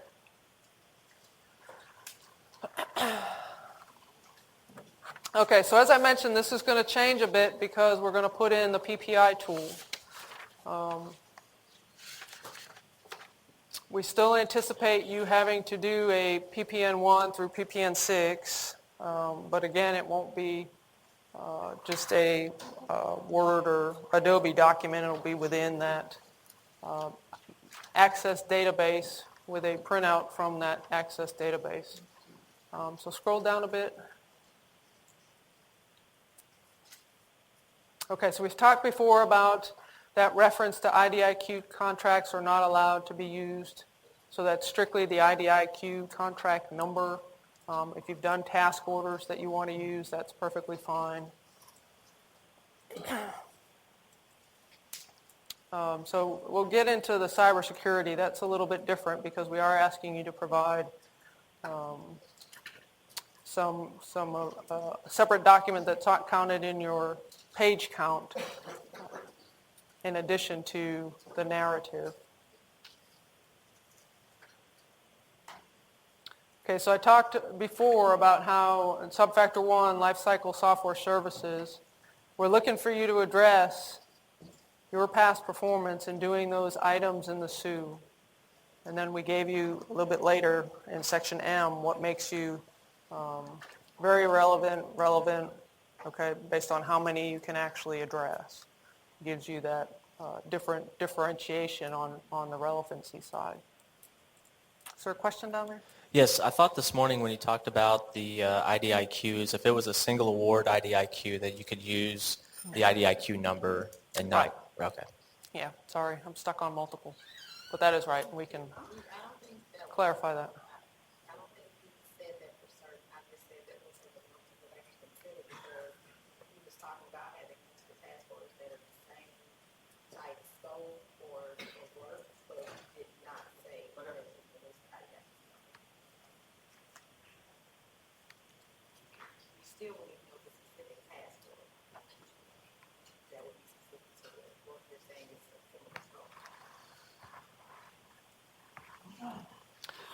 So we talked before about cybersecurity and how we put in there the ability to take credit for non-DoD. So here's where it is in M, subfactor 2. So we're looking for you to address in general whether or not RMF or DIACAP, that SU section 3110. But if you have DoD past performance, there's your guidelines. Or, scroll down, and that big or there, related to DIACAP. So we understand that not every program has transitioned yet to the risk management framework within DoD. The Air Force is lagging behind, I think. We're the last ones. So we do allow for you to use that DIACAP experience as well. And then if you don't have DoD past performance, it's still NIST that governs the rest of industry. So it's very similar. It's just you won't use the DoD lingo, but you're still bound to show us what within NIST you have that past performance doing. But pay attention to where it says here, the all offerers shall, because we're looking specifically for one example identifying the control by name, right, with a supporting security control artifact used to verify that the information system met the RMF or DIACAP control. I guess we should add or NIST control. Earlier, adding top of what she said, earlier there was thrown perhaps there should be a requirement, given it's an IDIQ and potentially 15 years and multiple $1 billion.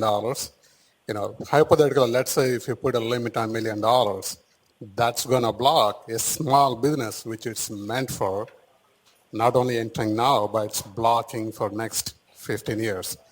And also, it would not necessarily serve the government well, because if it is small, you mentioned it could be anywhere from $50,000 to $50 million, right? There may be smaller contracts that a smaller firm would be very interested in, and maybe 2 or 3 years down the road, they'd be in a position to compete for a larger one. So if there should be any threshold on the lower level, it should be, whatever the smallest dollar-wise, the task order that should be, that's what it should be. Otherwise, I sincerely request not to have any requirements on the magnitude. Yeah. We've said we'll look at it. We've really got to balance the pool of vendors, if you will, because we do have some very large, what we call ACAP programs that use this vehicle. So we need to make sure that there are some that can, handle that size of a task order. But as well, there are others that are smaller. So we need to look at that, and we've taken that as an action. I just want to piggyback on that real quick. One of the things you said is true, but the other thing that one lady said that the T4NG was at $1 million, that kind of stuff. The other thing about T4NG is it allowed you to use the IDIQ as a past performance stuff. Just want to make sure you're looking at apples to apples. Yeah, it was an AFRL thing too, and they're a little different.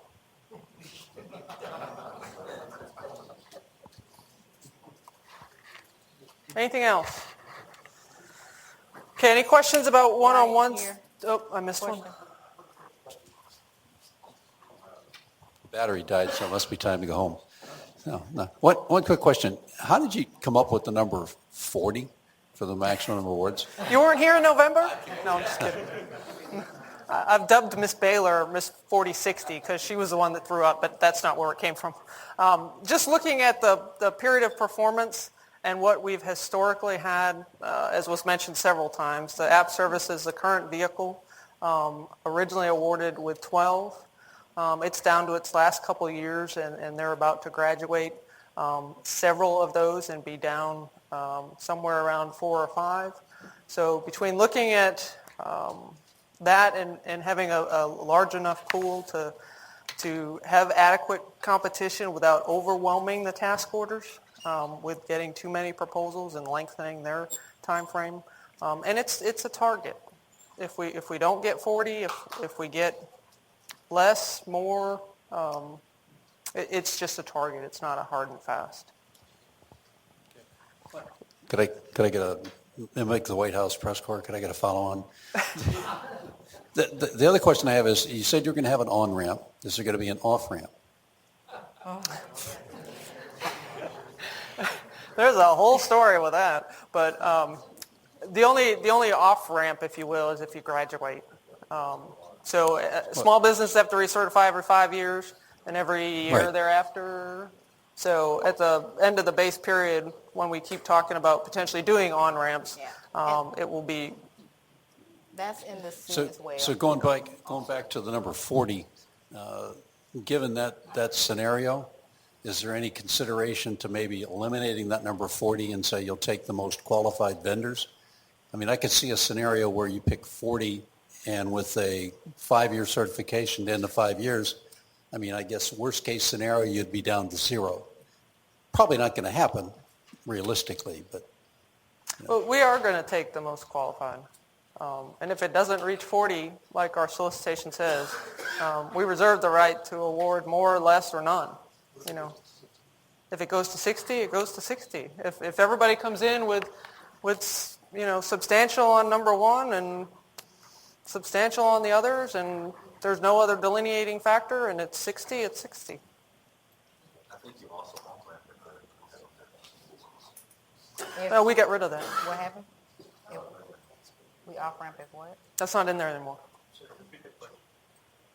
So the comment was our previous SUE had an off-ramp as if you didn't, I think, have 100,000. We had we had a few things that off-ramp you, but now we're only down to if you can't recertify as a small business, then you won't keep your contract. Yeah. You'll keep it for if you have tax that you've been awarded. You can continue the bonus of those, but you can't. You only get your option exercise to continue tax order performance, but you can't get any new awards. Anything else? Yes, this may have been addressed in a previous session, but is SBEAS going to be considered a mandatory use vehicle within the Air Force?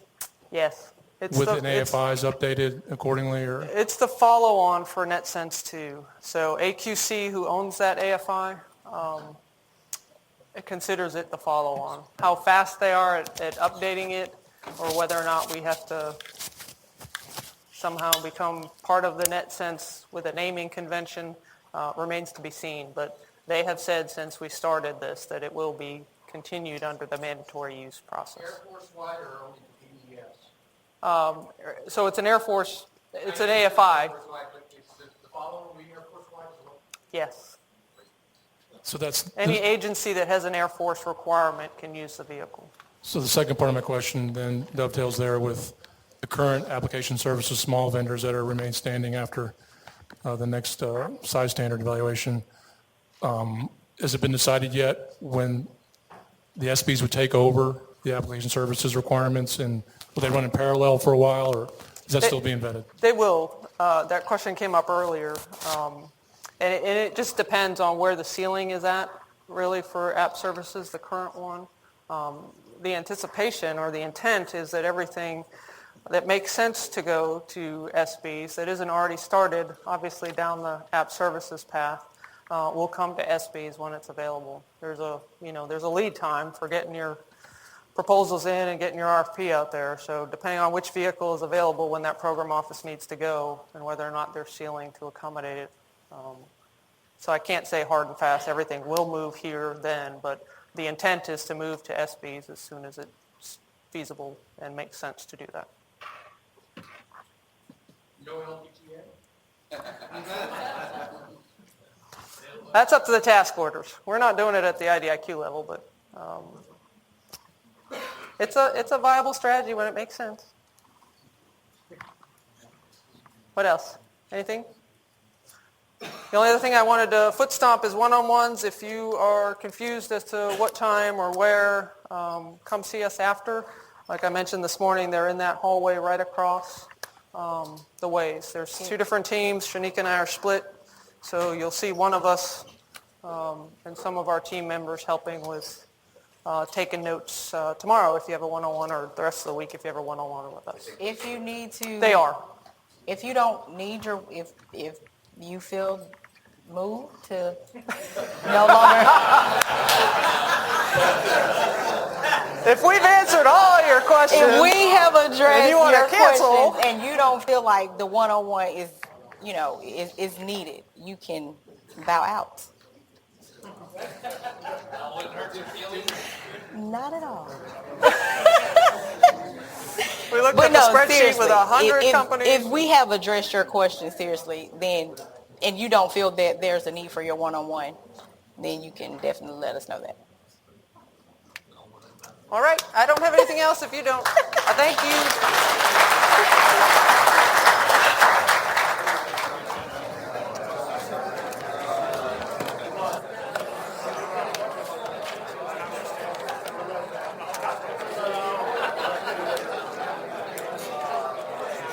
Good job. Thank Good you. job. Appreciate it. It's great. I tell you, your confidence under pressure.